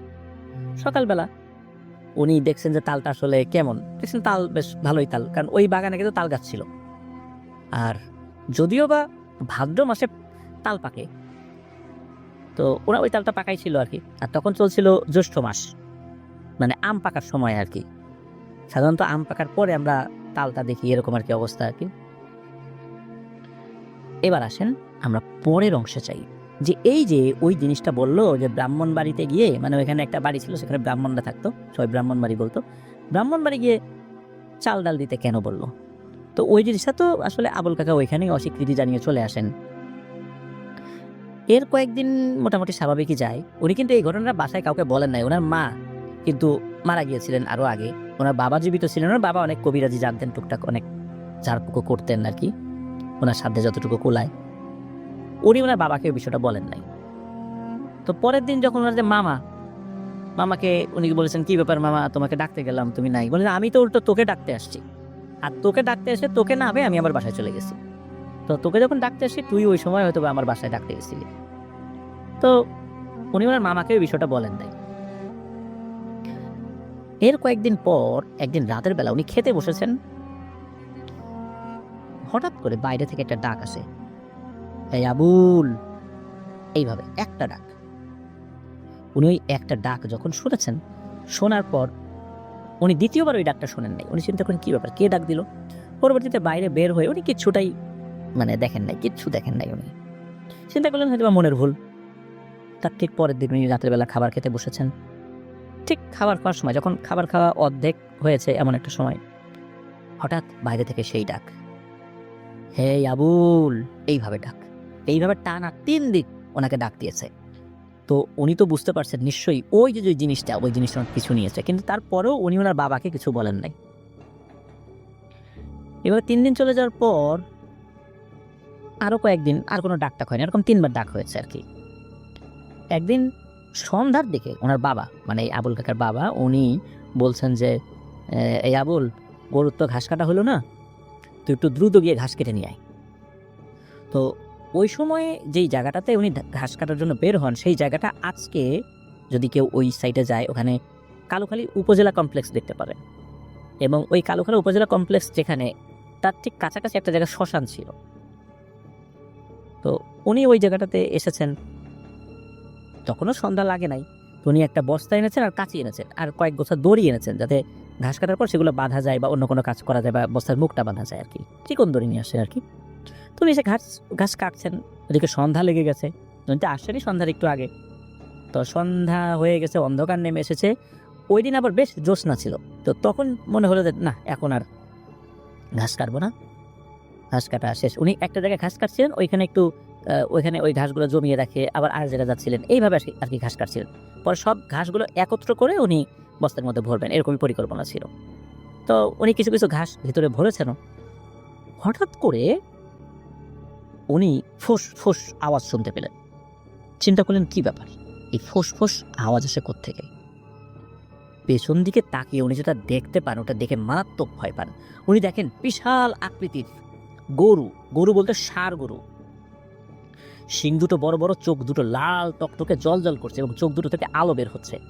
এবং গরুটা এমন যে টেনিস বল যেভাবে মাটিতে পড়ার পর ড্রপ খায়, কয়েকবার করে ড্রপ খায়, মনে হচ্ছে ওই গরুটা এক লাফে এক জায়গায় যাচ্ছে এবং ওই জায়গায় ওরকম 3-4 বার ড্রপ খাচ্ছে, আবার ওখান থেকে লাফ দিয়ে আরেকটা জায়গায় আসে, সেখানে 3-4 বার ড্রপ খাচ্ছে, এইভাবে উনি দেখছেন।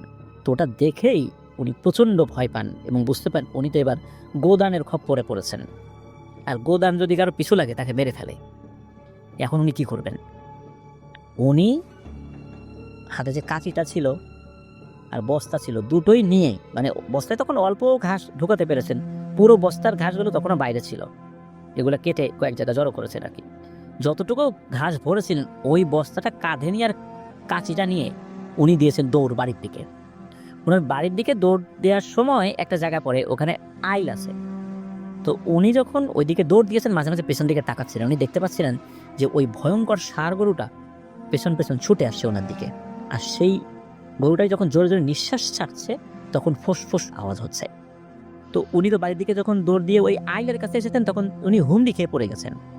পড়ে যাওয়ার পর ওনার কিছু মনে নাই, তবে অল্প কিছুক্ষণ পরে ওনার জ্ঞান ফেরে। উনি যে ঠিক কতক্ষণ অজ্ঞান হয়েছিলেন ওনার ঠিক মনে নাই, তবে ওনার ভাষ্য অনুযায়ী উনি হয়তোবা সর্বোচ্চ 8 থেকে 10 মিনিট উনি অজ্ঞান হয়েছিলেন। উনি যদিও বলতে পারেন না কতক্ষণ, তবে ওনার কাছে মনে হয়েছে এরকমটাই। তো উনি চোখ খুলে দেখেন যে ওনার এক পাশে বস্তা পড়ে আছে আর এক পাশে কাঁচিটা পড়ে আছে। কিন্তু সবচেয়ে ভয়ঙ্কর ব্যাপার হলো, ওই যে ভয়ঙ্কর যে ষাঁড় গরু গোদানটা, এটা ওনার থেকে 4 থেকে 5 হাত দূরে দাঁড়িয়ে আছে এবং রাগে মনে হচ্ছে ফেটে পড়ছে, ফসফস করছে, গোঙাচ্ছে। যখন এই আবুল কাকার জ্ঞান ফেরত আসে, তখন ওই ষাঁড় গরুটা কথা বলে ওঠে, আবুল, তুই বড় বাঁচা বেঁচে গেলি রে, কারণ আমার সীমানা এই পর্যন্তই ছিল, আমি এরপরে আর আসতে পারছি না, যদি আর একটু আগাতে পারতাম তোকে শেষ করে ফেলতাম। এই বলেই ওই ষাঁড় গরুটা ভ্যানিশ হয়ে যায়। এদিকে আবুল কাকা তো প্রচন্ড ভয়ে একদম ঠকঠক করে কাঁপছেন। আকাশে চাঁদের আলো ভালোই ছিল, এর মধ্যে দেখতে পাচ্ছেন দূর থেকে একজন আসছে, হেঁটে আসছে। তখন তো আসলে বেশি রাত না, উনি তো সন্ধ্যার অল্প খানিকক্ষণ পরেই এই ঘটনার মুখোমুখি হয়েছে। তখনও তো গ্রামের লোকজন হাঁটাচলা করে। তো ওই আইল দিয়ে একজন হয়তো বা আসতে যাচ্ছিল। কিছু দূর আগানোর পর ওই লোকটাকে চিনতেও পারেন আবুল কাকা। তখন তাকে চিৎকার করে ডাক দেন যে, কাকা আমি আবুল, আপনি এদিকে আসেন। তখন আবার উনি এসে বলেন যে, আরে আবুল, তুই এখানে কি করিস, এভাবে পড়ে আসিস কেন? তখন বলছে, কাকা আমি ভয় পেয়েছি, আমাকে একটু বাড়ি পর্যন্ত আগায় দেন। তখন ওই ভদ্রলোক আবুল কাকাকে ধরে কাঁধের উপর, ওনার আবুল কাকার একটা হাত ওনার কাঁধের উপর নিয়ে আস্তে আস্তে আবুল কাকাকে বাড়ি পর্যন্ত পৌঁছে দেন। তো উনি যখন বাড়িতে পৌঁছান, তখন তো ওনার বাবা ওখানে ছিল। বলে, কি ব্যাপার আবুল, কি হয়েছে? ওই সময়ে ওই শুরু থেকে শেষ পর্যন্ত যা যা হয়েছিল সব ঘটনা উনি ওনার বাবাকে খুলে বলেন। তখন বলেছে, তুই এগুলো আমাকে আগে বলবি না, আরো বড় ধরনের ক্ষতি হয়ে যেতে পারতো, আল্লাহ বাঁচাইছে। এরপর উনি ঝাড়ফুঁক করে দেন। কিন্তু পরবর্তীতে ওই জিনটাকে আর হাজিরও করা হয় নাই, বা ওই যে ব্রাহ্মণ বাড়িতে গিয়ে চাল ডাল দেওয়ার দরকার ছিল এগুলোও দেন নাই। মানে বিষয়টা এমনিতেই শেষ হয়ে গিয়েছিল। তবে এর ভিতরে আবুল কাকার বাবা উনি কবিরাজি বিদ্যা প্রয়োগ করে ওই জিনের সাথে করে নেগোসিয়েশন করেছিলেন কিনা বা সমাধান করেছিলেন কিনা এই বিষয়ে জানা যায় না। আবুল কাকা এখনো জীবিত আছেন, ওনার বয়স এখন 75+, সুস্থ আছেন, ভালো আছেন। তো এটাই ছিল ঘটনা। প্রিয় লিসেনার্স, আমার কাছে ঘটনাটা কিন্তু বেশ অন্যরকম লেগেছে, এই অর্থে যে যেই জায়গার কথা বলা হয়েছে উপজেলা কমপ্লেক্সের পেছনে, ওই জায়গাতে আমি একবার গিয়েছিলাম। যাওয়ার পর ওইটার ঠিক কাছাকাছি একটা বাগান আছে, ওই বাগানের একটা ঘটনা সংগ্রহ করেছিলাম। অনেকে সেটাকে জামালের বাগান বলে। এখন তো সময় অনেক পরিবর্তন হয়ে গেছে, এখন তো আর সেটা আগের মতো নাই। আর রাজবাড়ী জেলার শেষ উপজেলা, মানে এখন পর্যন্ত যে কয়টা উপজেলা হয়েছে রাজবাড়ী জেলার, এর সর্বশেষ উপজেলা হচ্ছে কালুখালী উপজেলা। কালুখালী কিন্তু এখনো একদম প্রত্যন্ত এরিয়া, ওর বিভিন্ন জায়গা রয়েছে, বিভিন্ন জায়গাতে মানে সন্ধ্যার পরে লোকজন হাঁটা চলাই মুশকিল। এবং আমি একটা রাস্তা দিয়ে এগিয়ে গিয়েছিলাম, ওই ভিডিওটা অনেক দিন আগে আমি আপলোড করেছিলাম, অনেক দিন আগের কথা সেটা। তো ওই মাঠের মধ্যে এখনো রাতের বেলাতে অনেক ভয়ঙ্কর জিনিস দেখা যায়। শুধু রাতে, মানে রাতের বেলা না, দিনে দুপুরে যখন পাটের সিজন হয়, পাট কাটার সময় নাকি অনেকেই হঠাৎ করে পাট কাটার সময় দেখে যে অনেকগুলো পাট সরিয়ে ভেতর থেকে বিশাল আকৃতির একটা মাথা বের হয়ে আছে। এটা দেখে অনেকেই কিন্তু ভয় পান, দিন দুপুরে ভয় পান। আমি সেই জায়গায় গিয়ে দেখেও এসেছিলাম। যার কারণে এই প্লেসগুলো, আশেপাশে প্লেসগুলো সম্পর্কে আমি যতটুকু জানি যে প্রত্যন্ত এরিয়া, ওই জায়গাগুলো এখন রাস্তাঘাট অনেকটা পাকা হলেও অনেক দূরে দূরে এখন অনেক বাড়ি রয়েছে, যার কারণে ওইখানে অনেক ভয়ের ঘটনাগুলো রয়েছে। এছাড়া আমি কিন্তু এই যে কালুখালী যে উপজেলার পেছনে যে এরিয়া বা কাছাকাছি এরিয়ার বেশ কিছু ঘটনা আমি কিন্তু এর আগেও শেয়ার করেছিলাম। প্রিয় লিসেনার্স, এটি ছিল ঘটনা। ধন্যবাদ জানাচ্ছি মোহাম্মদ সুজন বিশ্বাস ভাইকে। চমৎকার একটি ঘটনা আপনি আমাদেরকে দিয়েছেন। আপনাদের হরওয়াল পরিবার পক্ষ থেকে আপনাকে ধন্যবাদ। এবং আপনার বড় কাকা যিনি আবুল কাকা, উনি এখনো জীবিত আছেন, আমাদের তরফ থেকে তাকে সালাম জানানোর অনুরোধ রইল, তাকে আমাদের সালাম পৌঁছে দেবেন। প্রিয় লিসেনার্স, চলুন আমরা চলে যাব আমাদের এবার এপিসোডের পরবর্তী আরও একটি নতুন ঘটনায়। এখন যে ঘটনাটি আপনাদের সাথে শেয়ার করব, এই ঘটনাটি আমাদেরকে যিনি পাঠিয়েছেন ওনার নাম মোহাম্মদ মাহিন। উনি বর্তমানে ইরানে রয়েছেন। আর এই ঘটনাটি ওনার সাথে এবং ওনার খালাতো ভাই যার নাম মোহাম্মদ রাসেল মিয়া, এই দুজনের সাথেই ঘটেছে। আর এই মাহিনের বাড়ি নরসিংদী জেলার মাধবদী উপজেলায়। আর ঘটনাটি যেখানে ঘটেছিল সেই জায়গাটির নাম হলো নজরপুরা, এটাও নরসিংদীর মাধবপুর উপজেলার একটি গ্রাম। আর ঘটনার সময়টা ছিল 2012 সাল। তো চলো ঘটনায় চলে যাই। তো একদিন সকালে ঘুম থেকে উঠে দেখেন যে ওনার খালা-খালু আসেন ওনাদের বাসায়। মূলত ওনার খালাতো বোনের বিয়ের দাওয়াত দিতে এসেছিলেন এবং দাওয়াত দিতে এসে এটা বলেছেন যে বিয়ের 2 দিন আগে যেন ওনারা চলে যান। তো বিয়ের আরও বেশ কয়েকদিন পরে হওয়ার কথা ছিল। তো ওনারা তো অপেক্ষায় আছেন কবে যাবেন, যেহেতু খুব কাছের আত্মীয়ের বিয়ে।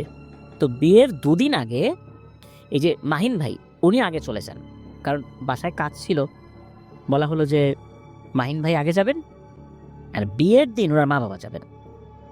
আর মাহিন ভাই তো এই খালাতো বোনের বিয়েতে বেশ আনন্দ উৎসব করবেন, আর তার খালাতো ভাইও রয়েছে এই যে রাসেল মিয়া যিনি, তো তার সাথেও গল্পগুজব করবেন, ঘোরাঘুরি করবেন, আর বিয়ে বাড়িতে যে কাজগুলো আছে সেগুলোও করতে হবে। মূলত এই জন্যই আগে ভাগে চলে গিয়েছেন। তো যাই হোক, যেদিন গিয়েছেন ওই দিন দুপুরের খাবার দাবার খেয়ে উনি এবং ওনার খালাতো ভাই চলে গেলেন গ্রামটা ঘুরে দেখতে। বিশেষ করে ওনার খালাতো ভাই ওনাকে গ্রামটা ঘুরিয়ে দেখাচ্ছেন আর কি। তখন কিন্তু ওই গ্রামে বিদ্যুৎ আসেনি, একদম অজপাড়াগা আর কি। তো ওনারা 2 ভাই গ্রামটি ঘুরে দেখতে দেখতে সন্ধ্যা হয়ে যায়। রাত প্রায় 9টার দিকে ওনারা 2 ভাই বাড়িতে ফিরেছেন আর কি। তো বাড়িতে এসে দেখেন ওনারা খালু রাতের খাবার খেতে বসেছেন। তখন খালুর সাথে ওনারা মানে মাহিন ভাই খাবার খেতে বসেন, খালাতো ভাইও বসছে। তো ওখানে তো যেহেতু বিদ্যুৎ ছিল না, খুব বেশি রাত আসলে কেউ জেগে থাকতেন না। সন্ধ্যার পরে মোটামুটি খাবার খেয়ে ঘুমিয়ে পড়তেন, বা সর্বোচ্চ রাত 8টা 8:30 বাজতো আর কি, এরকম। এরপরে কিন্তু ওই গ্রামে কেউ জেগে থাকতো এরকমটা খুঁজে পাওয়া যেত না। এখন এই যে মাহিন ভাই, তার তো এত তাড়াতাড়ি ঘুমানোর অভ্যাস নাই। এই রাত 9টার দিকে উনি শুয়ে পড়বেন খাওয়া দাওয়া করে। খুব অসুবিধা হচ্ছিল, কারণ ঘুম তো আসবে না। তো উনি শুয়েছেন, ঘুম তো আসে না। তখন তার যেই খালাতো ভাই রাসেল তাকে বলে যে এই ঘুম তো আসে না, এত তাড়াতাড়ি তো ঘুমানোর অভ্যাসও আমার নাই, তো চল আমরা বাইরে বের হই, ঘুরে আসি। এদিকে আবার ব্যাপারটা হয়েছিল কি, এই যে খালু উনি কিন্তু মাছ ধরার চাই ছিল ওনার প্রায় 150টার মতো। ওই চাই ফেলে রাখতো, পরে আবার সকালবেলা গিয়ে ওগুলো তুলে আনতো। ওখানে যে মাছ ধরতো সেগুলো বিক্রি করতো, আবার সেই চাইগুলো পাততো। তা ওদের বাসা থেকে, মানে রাসেল মিয়াদের বাসা থেকে নদীর দূরত্ব ছিল প্রায় 3 কিলোমিটার।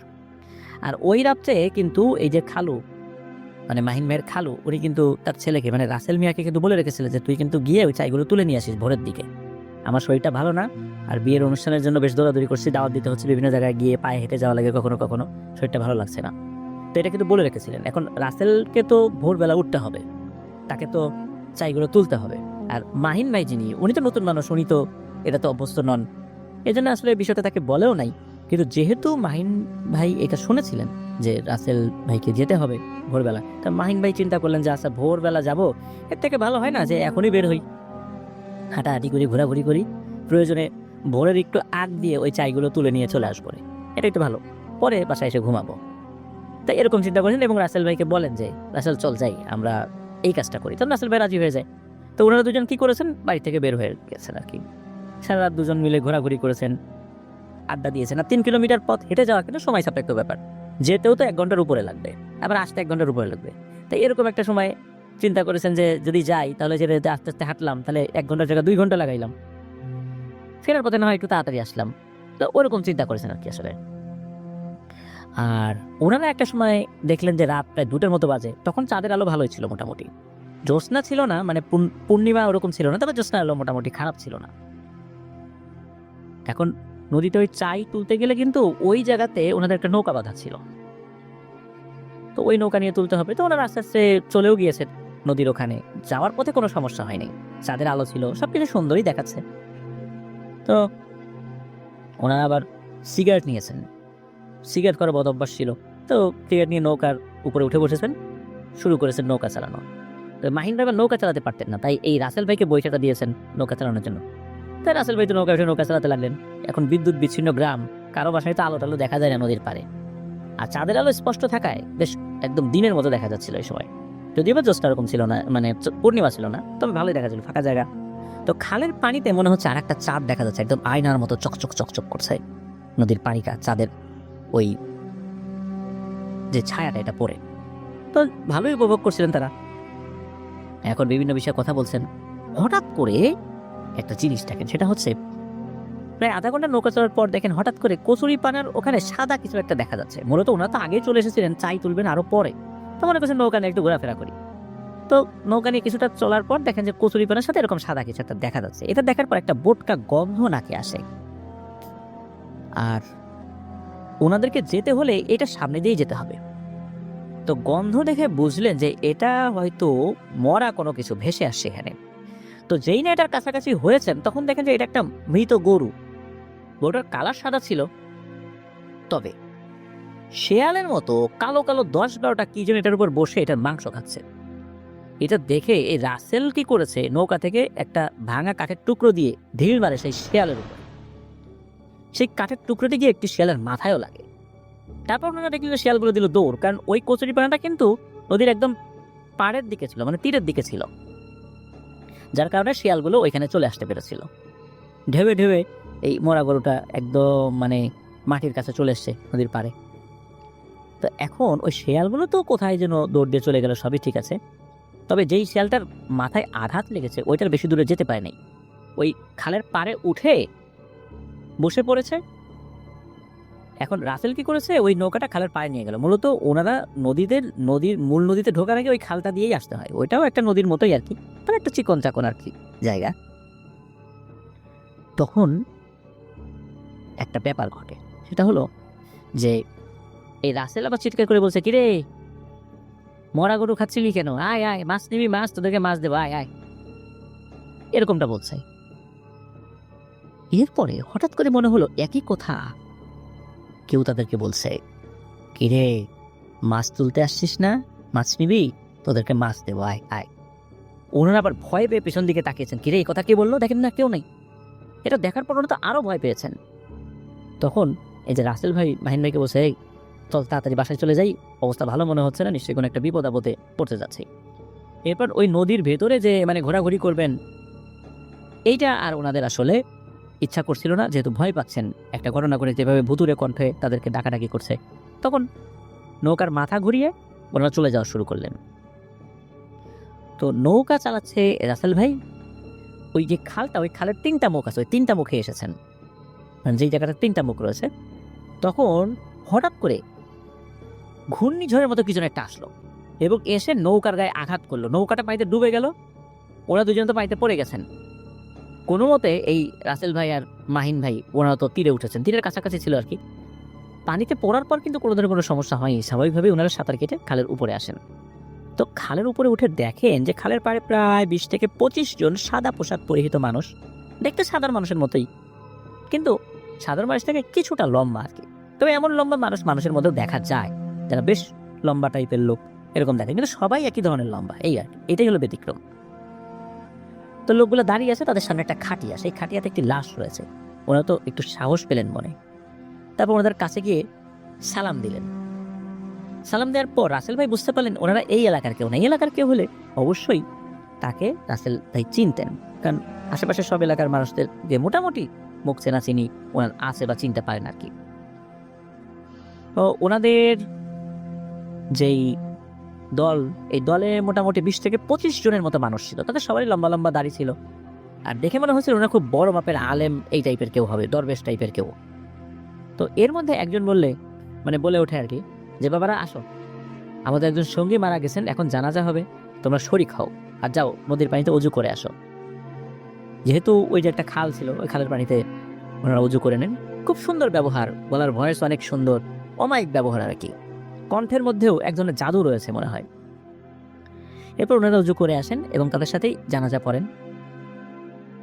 এরপর ওনারা বলেন যে এই সামনে একটা কবরস্থান আছে, আসো এই লাশটা দাফন করি। তো ওনারাও যান, গিয়ে দেখা গেল ওখানে আগে থেকে একটা কবর কেটে রাখা হয়েছে। স্বাভাবিকভাবেই আমরা যেভাবে মানুষদেরকে কবর দিই ওইভাবেই কবর দেওয়া হয় ওই ডেড বডিকে। তো এরপরে এই যে মাহিন ভাই এবং রাসেল ভাই ওনারা ওই লোকগুলোকে, এই যে ঘটনাটা ঘটেছে যে একটু আগে একটা শেয়ালের গায়ে আঘাত করেছে, তারপর একটা গায়েবী আওয়াজ শোনা গিয়েছে, এটা বললেন। এবং এটা শোনার পর ওই লোকটি মাহিন ভাই এবং রাসেল ভাইকে বলেন যে তোমরা খবরদার, এই যে যে জায়গায় দেখে গেলাম এই জায়গা থেকে বের হবে না। তোমরা যে শিয়ালটাকে আঘাত করেছো এটা সাধারণ কোনো শিয়াল না, এগুলো ছিল মাছ খেকো পিশাচ। তোমাদের ভাগ্য ভালো আমাদের সাথে দেখা হয়ে গেছে, আমরাও জানাজা নিয়ে আসছি এখানে, তোমাদের সাথে দেখা হয়ে গেছে, আমরা আর অদৃশ্য হই নাই, মনে হলো তোমাদের একটা বিপদ হতে পারে আমরা যদি তোমাদেরকে উপকার না করি। আর এখন আর ভয় পেও না, একটু পরে আজান দেবে, তারপরেই মূলত এই জায়গা থেকে বের হবে। এই কথা বলার পরপরই এই মাহিন ভাই ও নাসির ভাই দেখে যে আশেপাশে কেউ নাই। এতক্ষণ এই কবরস্থানে যে মানুষগুলো ছিল এরা সবাই কোথায় গেল? তবে একজন মানুষ তখনও ছিল, অন্যরা অদৃশ্য হয়ে গেল। একজন ছিল যার সাথে ওনারা কথা বলছিলেন। ওই আসলে মানুষ না, মানুষ বললে ভুল হবে। তখন ওই লোকটি বলে যে বুঝতেই পেরেছো যে আমরা এখানে যারা এসেছিলাম তারা কেউই মানুষ না। মানুষের মধ্যে যেরকম খারাপ আছে ভালো আছে, আমাদের মধ্যে এরকম আছে, আমাদের মধ্যে দিনদার আছে, খুব খারাপ প্রকৃতির জিনও আছে। তো তোমরা যাদের পাল্লায় পড়েছিলা তোমাদের উচিত হয় নাই ওদেরকে কাঠ দিয়ে আঘাত করা, তোমরা তোমাদের মতো চলে যেতে। আর ওই যে জিনেরা, ওদের কোনো ধর্ম নাই, ওরা হিন্দুও না মুসলিমও না, ওরা এই ধরনের আজে বাজে জিনিস খায়, পচা জিনিস, মাছ এগুলো খায়, মানুষদেরকে বিরক্ত করে, যারা মাছ ধরে, এটাই ওদের কাজ। আর যেহেতু আমরা মুসলিম দল, তোমাদেরকে হেফাজত করাও দায়িত্ব, যেহেতু আমাদের সামনে পড়েই গেছো। তো আমি এখন চলে যাচ্ছি, তোমাদের আর কোনো ভয় নাই, আমার দলের লোকরা চলে গেছে, শুধু এতটুকু বলার জন্যই রয়ে গিয়েছিলাম আমি। এরপরে ওই লোকটাই সালাম দেন, সালাম দেওয়ার পরে সকলে মানে এই দুইজনের সামনেই অদৃশ্য হয়ে যান। তো এরপরেই ওনারা পাশের মসজিদের আজান শুনতে পেলেন, আজান শোনা যাচ্ছে, মাইকের আজানই শোনা যাচ্ছে। তো তখন ওই জায়গা থেকে ওনারা বের হয়েছেন। বের হওয়ার পর কাউকে কিছু না বলে বাড়িতে গিয়ে ঘুমিয়ে পড়েছেন। দুজনের ঘুম ভাঙে দুপুর 1টার দিকে, যখন একদম জোহরের আজান দেয়। তখন রাতের বিষয় নিয়ে দুজন ভাবছেন। তখন ভাবলেন যে বাড়ির সবাইকে বিষয়টা বলবেন। কিন্তু এখানে ঘটে আরও একটি অবাক করা ঘটনা। সেটা হচ্ছে ওনাদের তো রাতের বেলা ওই চাইগুলো থেকে মাছ আনার কথা ছিল, চাইগুলো নিয়ে আসার কথা ছিল, কিন্তু ওনারা জানতে পারলেন যে ওই চাইগুলো নাকি খুব সুন্দর করে গুছিয়ে রাখা হয়েছে, আর অনেক মাছও পাওয়া গেছে। এবং সকালবেলা এই মাহিন ভাইয়ের খালু ঘাটে গিয়ে দেখে নৌকাটাও খুব সুন্দর করে বাঁধা, আবার নৌকাতেও মাছ লাফালাফি করছে।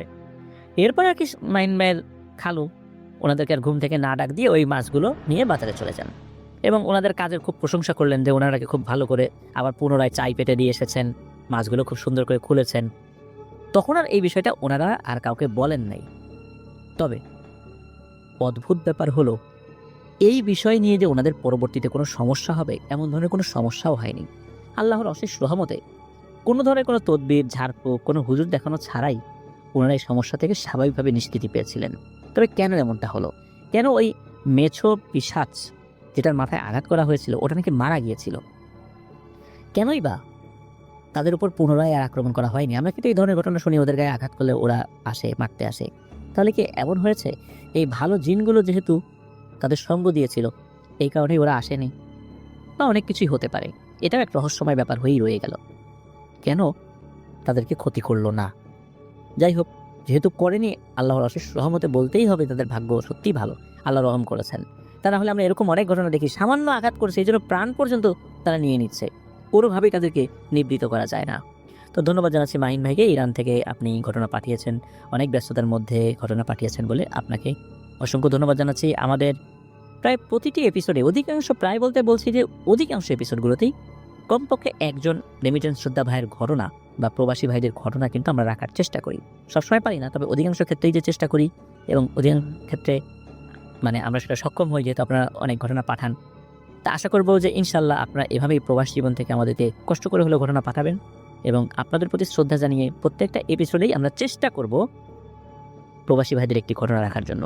যদি কোনো এপিসোডে না পারি পরের এপিসোডে অবশ্যই থাকবে ইনশাল্লাহ, বা এভাবে রাখার আমরা চেষ্টা করব। কথা দিতে পারবো না, এটা নির্ভর করবে আপনারা কীভাবে ঘটনা পাঠাচ্ছেন তার উপরে।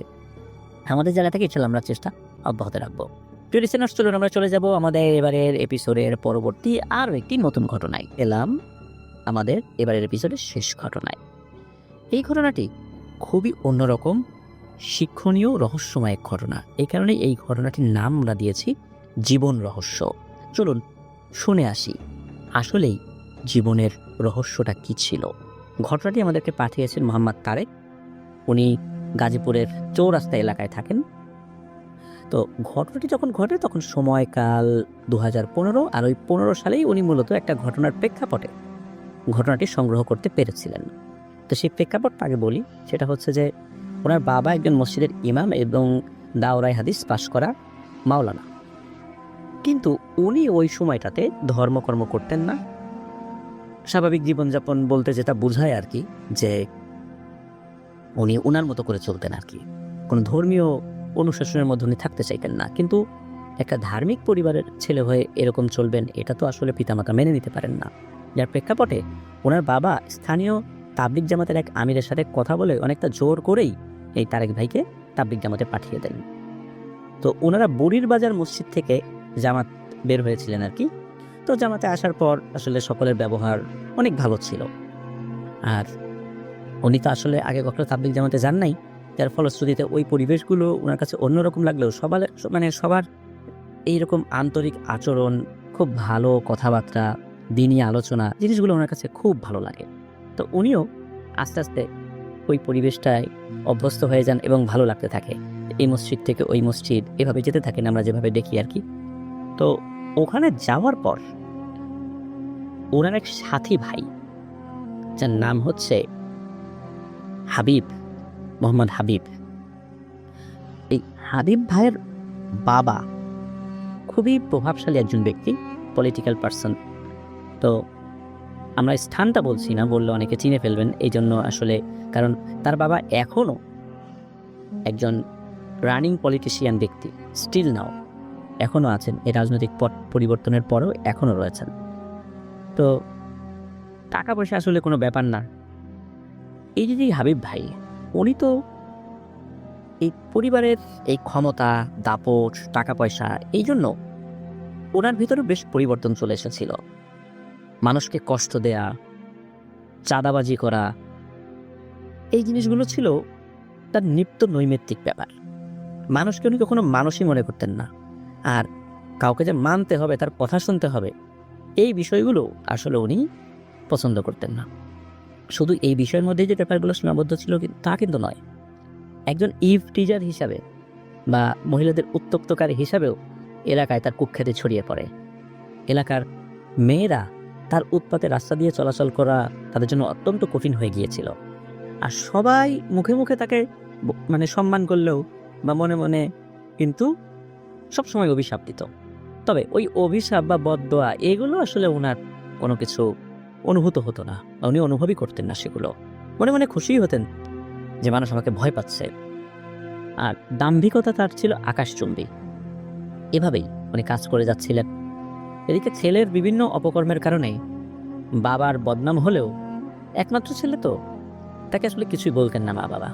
এই জন্য বিভিন্ন ধরনের অপকর্ম, অন্যায় করেও বারবার পার পেয়ে যেতেন, থানা পুলিশের বিভিন্ন ঝামেলাগুলো এড়িয়ে যেতে পারতেন। তো একদিন ঘটে একটি ঘটনা। উনি একটা ক্লাবে গিয়েছিলেন, সেই ক্লাবে আনন্দ উৎসব করে বাইকে ফিরছিলেন। তো রাত তখন 12টা একটু বেশি বাজে আনুমানিক।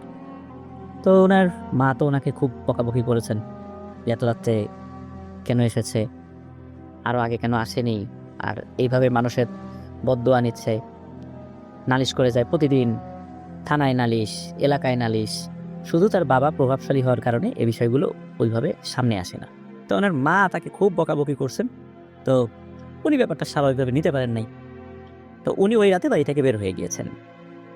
আসলে ঢাকা শহরে রাত তো খুব রাত 12টা খুব একটা বেশি রাত না, 2015 সালের প্রেক্ষাপট বলছি, খুব তো বেশি দিন আগের কথাও না। তো ওনার বাড়ি কিন্তু ঢাকারই একজন বাসিন্দা তারা। তো উনি চিন্তা করেন যে বাসা থেকে বের হয়েছে, এক বন্ধুর বাসায় চাই। এখন মোটর সাইকেল তো বাসায় রেখে আসছেন, তো হেঁটেই যাবেন, হেঁটে যেতে হয়তো আধা ঘন্টার মতো লাগবে আর কি ওখানে। তো রাস্তায় কিন্তু লোকজন চলাফেরা করছে। একটা সময় উনি ওনার বন্ধুর বাসার কাছাকাছি চলেও আসেন। মোবাইল সাথে ছিল, বন্ধুকে কল করলেন। তো কল করে বলেন যে তুই নিচে নাম, কয়েক প্যাকেট সিগারেট নিয়ে আয়। তো ওই সময় তো ওই ধূমপান করতেন আর কি হাবিব ভাই। তো এদিকে বন্ধু আসার পর নিচেই বিভিন্ন গল্প টল্প করতে আর দুটোর বেশি বেঁচে যায় আর কি। তো ওই জায়গায় একটা সরকারি কলেজ রয়েছে, আর ওইদিকে দোকানপাট খোলাই থাকে অনেক রাত পর্যন্ত, এমনকি সারা রাতও খোলা থাকে। আর ওই জায়গাটায় যেতে একটি অনেক পুরনো কবরস্থান পড়ে। তো আশেপাশের সব জায়গায় লোকজন চলাচল করলেও ওই কবরস্থানের ওই জায়গাটাতে লোকজন খুব কম চলাচল করত। তো একসময় ওনার বন্ধু বললেন যে দোস্ত, আমার কাছে তো টাকা নাই, টাকা নিয়ে নামি নেই, তো এক কাজ কর, তুই সিগারেট নিয়ে আয়, আমি ঘরে ঢুকে একটু রুমটা রেডি করি, তুই হঠাৎ করে আসবি, আগে তো বুঝি নাই, আমি রুমটা রেডি করি, তুই তুই সিগারেট নিয়ে নিচে এসে দাঁড়া, আমি আবার নিচে নেমে আবার তোকে নিয়ে আসছি। ঠিক আছে। তো উনি আবার ওই দিক থেকে হাঁটা শুরু করেছেন। তো রাস্তা দিয়ে যখন হেঁটে যাচ্ছেন আর ওই কবরস্থানটার কাছাকাছি এসেছেন, হঠাৎ করে ওনার শরীরটা মনে হলো একদম ঝিম ধরে আসলো, ওনার মাথাটা কাজ করছে না। আরও কয়েক কদম উনি আগালেন, এরপরে ওনার শরীরটা ঝাঁকুনি দিয়ে ওঠে। তা উনি পাত্তা দেন না, ইয়াং মানুষ, এগুলো আসলে পাত্তা দেওয়ার সময় কই। হঠাৎ করে শারীরিক অসুস্থতা তো হতেই পারে। কিন্তু কষ্টে মষ্টে আর কয়েক কদম পা আগানোর পরই ওনার শরীর পুরোটাই অসাড় হয়ে আসে। উনি রাস্তায় বসে পড়েন, আশেপাশে তাকান যে কোনো লোকজন আছে কিনা, কিন্তু না, ওই জায়গাটাতে একদম পুরোপুরি ফাঁকা। আর প্যারানর্মাল কোনো বিষয়ের চিন্তা কিন্তু তখন তার মাথায় আসেনি। উনি ভাবেন যে একটু বসে রেস্ট নেই, তারপরে উঠি। কিন্তু যখনই মাটির উপর বসেছেন তার অল্প কিছুক্ষণ পর ওনার শরীরের উপর আর কোনো কন্ট্রোল, মানে কোনো ধরনের কোনো কন্ট্রোল থাকে না। পুরোপুরি ওনার শরীরের উপর উনি নিয়ন্ত্রণ হারিয়ে ফেলেন। হঠাৎ করে ওনার কাছে মনে হলো প্রচণ্ড জোরে মেঘ ডাকার মতো একটা শব্দ হলো, মানে বাজ পড়ার মতো একটা শব্দ হলো। এরকমটাই ওনার কাছে মনে হয়েছে, মেঘ ডাকা বা বাজ পড়া এরকম কিছু একটা। তখন ওনার কাছে মনে হলো আশেপাশে কোথাও মনে হয় আলোর ঝলকানি হলো, মানে বিজলি পড়লো এরকম কিছু একটা, কিন্তু আকাশ তো পরিষ্কার। এইবার তো উনি থতমত খেয়েছেন। উনি উঠতে পারছেন না, শরীরের উপর কোনো কন্ট্রোল নেই, কি করবেন উনি? হঠাৎ করে উনি খেয়াল করেন উনি যেই জায়গায় বসে আছেন সেই জায়গাটা ভূমিকম্প হচ্ছে, প্রচণ্ড জোরে কাঁপছে এবং ওই জায়গাটা নৌকার মতো দুলছে। এর অল্প কিছুক্ষণ পর উনি খেয়াল করেন হ্যাঁ, কাঁপাকাঁপি থেমে গেছে। কিন্তু উনি কোথায় আছেন? উনি যে জায়গায় বসে আছেন সেটা তো উনি চিনতে পারছেন না, কোথায় উনি? হঠাৎ করে দেখা গেল কিছু মানুষ তার কাছে আসছে। উনি একটু ভরসা পেলেন যে যাক, কিছু লোকজন আসছে, একটু স্বস্তি পেয়েছেন আর কি। কিন্তু এই মানুষগুলো এক দৃষ্টিতে দেখছে ওনাকে, কিছু বলছে না। আবার উনি কিছু বলতে যাবেন সেটাও পারছেন না, কারণ শরীরের উপর ওনার কোনো কন্ট্রোল নাই। লোকগুলোর দিকে তাকানোর পর উনি ভালো করেই বুঝতে পারলেন এই লোকগুলো তার দিকে তাকিয়ে এমনভাবে রাগান্বিত ভাব দেখাচ্ছে, মনে হচ্ছে তার রেগে ফেটে যাচ্ছে, এখনই ওনাকে গিলে খেয়ে ফেলতে, এমন একটা অবস্থা। লোকগুলো দেখতে স্বাভাবিক মানুষের মতোই ছিল। এদিকে হঠাৎ করে ওই লোকগুলো কি করেছে, একটা দড়ি দিয়ে ওনাকে বাধা শুরু করেছে। কিন্তু উনি যে বলবেন যে আপনারা কারা, আমাকে কোথায় নিয়ে যাচ্ছেন, কোনো কিছুই বলতে পারছেন না। দড়ি দিয়ে বাঁধলো, এরপর ওই লোকগুলো তাকে টেনে হিঁচড়ে কোনো একটা জায়গার দিকে নিয়ে যাচ্ছে, অচেনা এক জায়গায়। উনি অনেক জোরে চিৎকার করছেন কিন্তু কোনো আওয়াজই বের হচ্ছে না মুখ দিয়ে। এবার উনি মারাত্মক ভয় পেয়েছেন। মূলত এটা জিন ভূতের ভয় না, উনি ধারণা করেছেন ওনার বাবার প্রতিপক্ষ তাকে হত্যা করতে চায়। আবার উনিও তো মানুষকে কম কষ্ট দেন নাই, তারাও তো এখানে আক্রমণ করতে আসতে পারে, এটি স্বাভাবিক। কিন্তু না, লোকগুলো নিয়ে যাচ্ছে এবং এমন ধরনের শব্দ করা শুরু করছে, মনে হচ্ছে যে তাদের ক্রোধ এমন পর্যায়ে পৌঁছেছে এবং ক্রোধের যে শব্দগুলো বের হচ্ছে তাতে মনে হচ্ছে আকাশ বাতাস ফেটে যাচ্ছে। আর তারা অচেনা ভাষায় কথা বলছে। মাঝে মাঝে তারা তাকে টেনে হিঁচড়ে কবর জাতীয় জিনিসের আশেপাশে নিয়ে যাওয়া হয়, তো একটু উঁচু কবরগুলো যেরকম হয় ওই রকম আর কি। এরপর বিভিন্ন জায়গা থেকে অনেক লোক আসা শুরু করলো, তাদের সবার হাতে লাঠি, মুগুর, এই টাইপের জিনিস আর কি। এবার মূলত উনি জিন ভূতের ভয় পেয়েছেন, আর ওই লোকগুলো তাকে আঘাত করা শুরু করলো। মাত্র কয়েকটা আঘাত করার পর ওনার কিচ্ছু মনে নেই, উনি জ্ঞান হারিয়ে ফেলেছেন। জ্ঞান আসলে দেখা গেল উনি সাভারের এনাম মেডিকেল কলেজ হসপিটালে ভর্তি রয়েছেন। ওনার আশেপাশে অনেক আত্মীয় স্বজন, সবাই তার দিকে তাকাচ্ছে আর কাঁদছে। তো উনি যখন একটু সুস্থ হন এবং জিজ্ঞেস করেন কি হয়েছে, তো তারা যেটা বলেছেন এটা শোনার পর নিজেকে বিশ্বাসই করতে পারেন নাই। উনি নাকি, মানে হাবিব ভাই, 2 মাস লাইফ সাপোর্টে এই হসপিটালে ভর্তি রয়েছেন। এটা শোনার পর উনি তো তাজ্জব বনে যান, কি বলে সবাই। এরপর ওই ঘটনাটা সকলকে খুলে বলেন। ওনার বাবা একজন হুজুরকে নিয়ে আসেন, ঝাড়ফুঁক করেন, চলে যান হুজুর। কিন্তু ঘটনা কি শেষ? না, ঘটনা শুরু এখান থেকে। উনি হসপিটাল থেকে সুস্থ হয়ে বাসায় ফেরত আসেন, আগের মতো স্বাভাবিক জীবনে ফেরত আসেন। কিন্তু স্বাভাবিক জীবনে ফেরত আসতে ওনার স্বাভাবিক জীবন তো ছিল মানুষকে নির্যাতন করা, কষ্ট দেয়া, চাঁদাবাজি করা, মহিলাদেরকে উত্তক্ত করা, এই তো। উনি ওই জীবনেই আবার ফেরত আসেন। একটা জায়গায় চাঁদা তুলতে গিয়েছেন। তো চাঁদা তুলতে যাওয়ার পর সেখানে লোকজন আশেপাশে বলাবলি করছিল যে দেখ, লোকটা মৃত্যুর মুখ থেকে ফেরত এসেও শিক্ষা হলো না, এখনো আবার আগের কাজই শুরু করেছে। আসলে মানুষকে যদি আল্লাহ হেদায়েত না দেয়, কখনো কেউ হেদায়েত প্রাপ্ত হয় না। ওর মনে হয় হেদায়েত নাই কপালে, এই টাইপের কথা আশেপাশে বলছিল। তো এই সমস্ত কথাবার্তা আসলে তার মস্তিষ্কে প্রবেশ করে নাই, বোধগম্য হয় নাই আসলে এই কথাগুলোর অর্থ কী ছিল। তো উনি তো ওইখানে গিয়ে ওই লোকটার কাছ থেকে চাঁদা যখন চেয়েছেন, চাঁদা পান নাই, ওই লোকটাকে বেধড়ক মারধর করেছেন। যাই হোক, ওই রাত্রে উনি বাসায় ঘুমাতে গিয়েছেন। তবে ওই যে ঘটনাটা ঘটেছিল, ওই যে রাতের বেলা, তারপর 2 মাস লাইফ সাপোর্ট, এরপরে উনি রাতের বেলা খুব একটা বের হতেন না, দিনের বেলায় ওনার বিভিন্ন কাজগুলো উনি করতেন আর কি। তো ওই রাত্রে ঘুমানোর পর আবার উনি স্বপ্ন দেখেছেন যে উনি একটা ফাঁকা জায়গায় পড়ে আছেন। আমার আগের মতো কিছু লোক তাকে বেঁধে সেই কবর সদৃশ টিলার মতো যে জায়গাগুলো রয়েছে ওখানে নিয়ে যাচ্ছে। এবার অনেক লোক আছে কিন্তু কেউ কিছু বলছে না। হঠাৎ করে ওই টিলার মতো উঁচু জায়গার ভেতর থেকে একটা হাত বের হয়ে আসে, শুধু হাত। ওই হাতটা ধরে ওনাকে টানা শুরু করলো, এক কঠিন টান। মনে হচ্ছে এই টানে তার হাতের হাড়গোড় ভেঙে এক হয়ে যাবে। উনি ঘুম থেকে উঠে পড়েন, কিন্তু উনি কোথায়? উনি না একটু আগেই ঘুমালেন। উনি দেখেন উনি হসপিটালে ভর্তি, এবারও উনি এনাম মেডিকেল কলেজ হসপিটালে ভর্তি। ওনার যখন হুঁশ আসে তখন উনি জানতে পারলেন ওনার নাকি 7 দিন কোনো জ্ঞান ছিল না।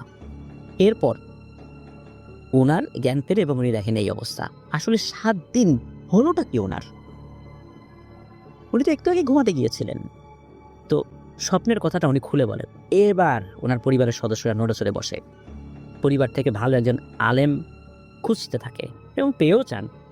হাটহাজারী মাদ্রাসার একজন বুজুর্গ আলেম আসেন। তো উনি বাসায় এসে একটা রুমে একা থাকতে চান। সকাল হলে উনি সব কিছু বলবেন, এটাই বলেন আর কি পরিবারের সদস্যদেরকে। প্রথমত ওনাকে একটা রুম দেয়া হয়, কিন্তু সকালে উঠে উনি কিছু বলেন না, শুধু বলেন সমাধান শুধু একটাই, তওবা করে 5 ওয়াক্ত সালাত আদায় করতে হবে। আর যে কাজগুলো করেছে, যে মানুষগুলোকে কষ্ট দিয়েছে, তাদের কাছে ক্ষমা চাইতে হবে যতটুকু পারা যায়। যে মানুষগুলোকে কাছে পায় উনি, অনেকেই তো বিভিন্ন জায়গায় চলে গেছে। তো এটা কিন্তু ওই আলেম বলে যান। তো ওনার সেই ডান হাত কিছুটা সুস্থ হলেও আর নড়াচড়া করতে পারেন না। এই যে এখন পর্যন্ত, প্রিয় লিসেনার্স, এখনও পর্যন্ত ওনার ডান হাত কিন্তু উনি ওইভাবে নড়াচড়া করতে পারেন না। যতটুকু পারেন, শরীরের থেকে যে শক্তিটা ডান হাতে যতটুকু আসার কথা ততটা হয় না। এরপর উনি মনোবিজ্ঞানীদের কাছে যান, পরিবার থেকে খুব বাংলাদেশের খুবই ভালো ভালো মনোবিজ্ঞানী যারা আছেন তাদের কাছে নিয়ে যাওয়া হয়, কিচ্ছু ধরা পড়ে না। এরপর উনি আবার ওনার সেই আগের জীবনে চলে আসেন, আবার সেই চাঁদাবাজি, মানুষকে উৎপাত। তো এবারের ঘটনা ঘটে দিনের বেলাতে। ওখানে একটা কলেজ রয়েছে, ওখানে গিয়ে দেখেন যে কিছু লোক ওনাকে মারতে আসছেন। তো ওই সময় ওনার বাবার নির্বাচন সামনে। তো উনি চিন্তা করেছেন যে নির্বাচন সামনে, নিশ্চয়ই আমার বাবার কোনো শত্রুরা আমাকে মারতে আসছে। তো উনি জীবন বাঁচাতে ওনাদের ওইখানে যে কলেজটা ছিল, কলেজের ক্যান্টিনের গোডাউনে আশ্রয় নিয়েছেন। এরপর ওই লোকগুলো কিন্তু ওখানেও চলে আসে, তাকে আক্রমণ করতে আসে। কি মনে করে হঠাৎ করে থেমে যায় উনি ঠিক বুঝতে পারেন নাই। মনে হচ্ছে তাদের নিজেদের মধ্যে মারামারি লেগেছে। কি একটা অদ্ভুত ব্যাপার, নিজেদের মধ্যে মারামারি লেগেছে, তাকে মারতে আসার পর এই লোকগুলোর মধ্যে, মানে ব্যাপারটা অদ্ভুত না? তো যাই হোক, ওইখানে যেটা হয়, ওই লোকগুলো চলে যান। ঘটনাটা কি হলো আসলে? আসলে কি ওই লোকগুলো কোনো মানুষ ছিল না অন্য কিছু?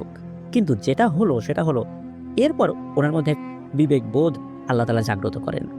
উনি চিন্তা করেন, আচ্ছা এটা কি করছি, আসলে কি এটাই জীবন? তো উনি তো সিগারেট, তারপরে মদ, এগুলোতে আসক্ত ছিলেন। তো উনি আস্তে আস্তে ভালো হওয়া শুরু করলেও এই মদ সিগারেট কিন্তু বন্ধ করতে পারেননি। তো এভাবে কেটে যায় আরও 2 মাস। তো এবার যেটা হয়, এটা আসলে সকল ধরনের ঘটনাকে ছাপিয়ে যাওয়ার মতো একটা ঘটনা ঘটে। উনি একটা মেয়েকে পছন্দ করেন, হঠাৎ করে রাস্তায় দেখে ওই মেয়েটাকে তুলে আনবার প্ল্যান করেছেন। এটা খুবই একটা খারাপ কাজ, কিন্তু ওই সময় ওনার মাথায় আর কাজ করছিল না যে এটা খারাপ কাজ। উনি ভালোভাবে শুরু করেছেন, কিন্তু এর মধ্যে এরকম একটা সিদ্ধান্ত নিয়েছেন। সবকিছু রেডি, ওই মেয়েটাকে তুলে আনবেন। এর ঠিক একদিন আগে উনি আবারও একটা স্বপ্ন দেখেন। এবার উনি স্বপ্নে দেখেন যে অনেক মানুষ ওনাকে টেনে হিঁচড়ে নিয়ে যাচ্ছে, সবাই খুব রাগান্বিত। আর এবারে যেটা হয়েছে সেটা অন্যরকম। অন্যবার তো দড়ি দিয়ে বেঁধে টেনে নিয়ে যাচ্ছিল, হাত পা ধরে টেনে নিয়ে যাচ্ছিল। এবার উনি দেখতে পান ওনার জিহ্বাটা অনেক বড় হয়ে গেছে, আর ওনার জিহ্বা ধরে টানতে টানতে নিয়ে যাচ্ছে, আর সবাই তাকে খুব পেটাচ্ছে। তো উনি ঘুম থেকে উঠে দেখেন যে আশেপাশে অন্ধকার, কিন্তু আশেপাশে অনেকে শুয়ে আছেন। উনি দেখতে পান যে উনি যেখানে আছেন সেটা মনে হচ্ছে আইসিইউ জাতীয় কোনো কিছু, অনেক রোগী আছেন আশেপাশে। তো ওনার যখন জ্ঞান ফেরে, আশপাশ থেকে নার্সরা চলে আসে, সবাই কথা বলা বলি শুরু করে, এই জ্ঞান ফেরত আসছে, জ্ঞান ফেরত আসছে। দ্রুত আত্মীয় স্বজনদেরকে খবর দেওয়া হয়। বিশেষ করে আইসিইউতে তো উনি তখন একা ছিলেন। একা ছিলেন বলতে ওনার আত্মীয় স্বজন কাছে ছিল না, অন্য রুগীরা ছিল আর কি আইসিইউতে। ওই রাত্রেই তার আত্মীয় স্বজন খবর পেয়ে দ্রুত চলে আসে, বা হসপিটালে যারা ছিলেন আর কি, একটু দূরে ছিলেন। উনি জানতে পারেন উনি 3 মাস কোমায় ছিলেন, মানে অজ্ঞান অবস্থায় ছিলেন। আসলে ব্যাপারটা কি হচ্ছে ওনার সাথে? এরপর ওনাকে বাসায় নিয়ে আসা হয়। আত্মীয় স্বজনরা সবাই খুব নড়েচড়ে বসে, এই যে ঘটনাটা কি হচ্ছে, এটা তো কোনো স্বাভাবিক ঘটনা না। তো ওনার বাবা একজন প্রভাবশালী ব্যক্তি হয়, বাংলাদেশের বিখ্যাত একজন পীর সাহেবকে অনেক অনুরোধ করে তাকে বাড়িতে নিয়ে আসেন। তিনি সাথে আরো 60 জন আলেমকে নিয়ে আসেন। তার বাবা এবং তাদের পরিবার থেকে যথেষ্ট সম্মান করা হয় তাদেরকে।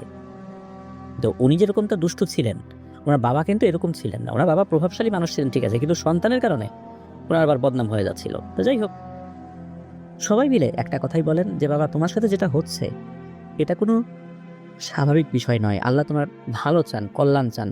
আল্লাহ তাআলা তোমাকে ভালো পথে দেখতে চান, যার কারণে এটা হচ্ছে। তুমি তওবা করে আল্লাহর রাস্তায় ফেরত আসো, ভালো হয়ে যাও।